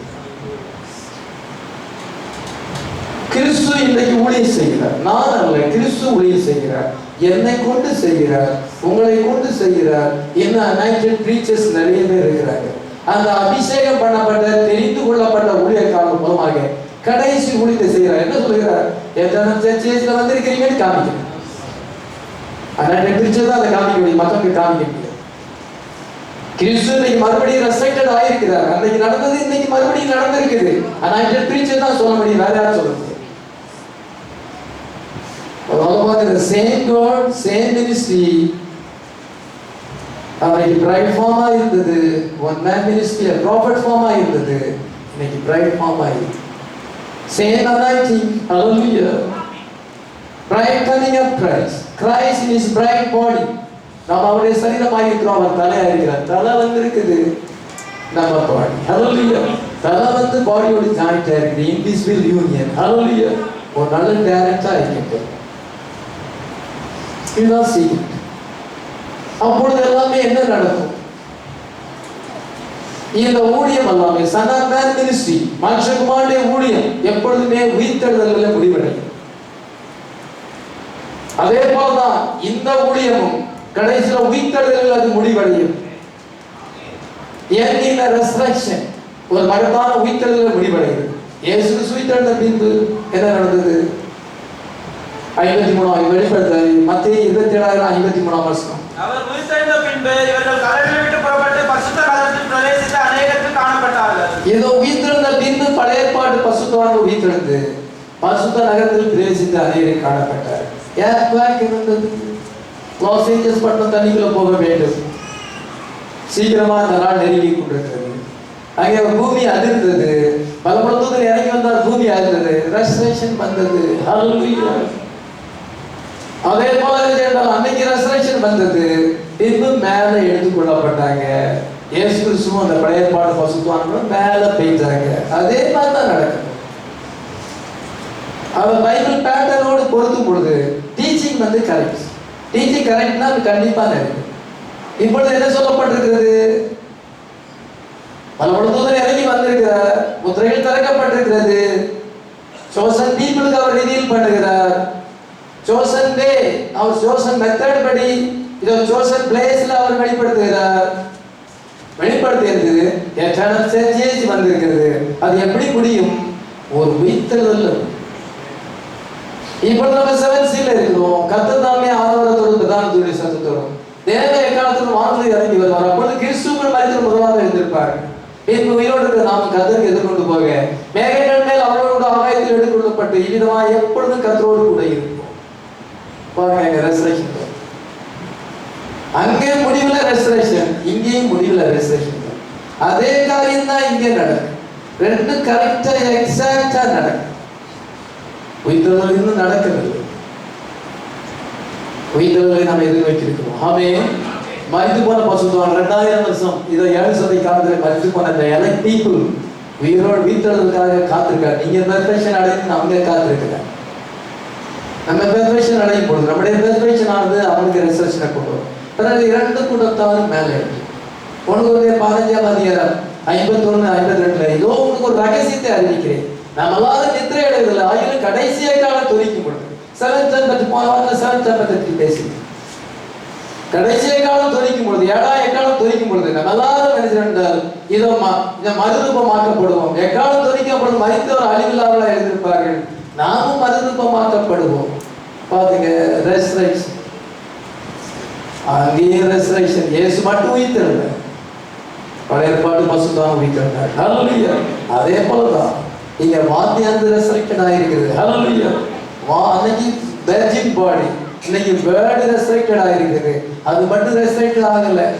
நம்ம எல்லாரும் ஈஸ்வர் முத்திரையை குறித்து பிரதமர் செய்தி கொடுத்துருக்கிறார். நான் ஒரு சவால்கிட்ட பேசும்பொழுது அவர் பல குழப்பங்களை பேசுகிறேன். என்னதான் அவருக்கு அண்டர்ஸ்டாண்ட் ஆச்சு தெரியல. நான் ஈஸ்வர் முத்திரையை படிக்கும் பொழுது அந்த பெண்ணா என்ன சொல்றாரு, உயிர்த்தெழுந்து அவர் என்ன உயிர்த்தெழுந்தாருன்னா அவர்கிட்ட அந்த உயிர்த்தெழுந்த பவர் ஆஃப் ரெஸ்டரேஷன் இருக்குது. அவர் வந்து என்ன செய்யறாரு, அவர் வேட உயிர்ப்பிக்க முடியும். ஹல்லேலூயா. ஒரு ஆத்மாவை அத்திரத்திலும் பாவத்தில் கிடந்த ஆத்மாவை உயிர்ப்பிக்க முடியும். அவர் வந்து நம்ம சரீரத்தை உயிர்ப்பிக்க முடியும். ஹல்லேலூயா. அதுதான் ஈஸ்வர் முத்திரைன்னு சொல்றாரு. எத்தனை பேர் ஈஸ்வர் முத்திரையை பெற்றோம்? Power of restoration. Power of restoration முதலாவது உங்களுடைய ஆத்மாவை உயிர்ப்பிக்கிறது.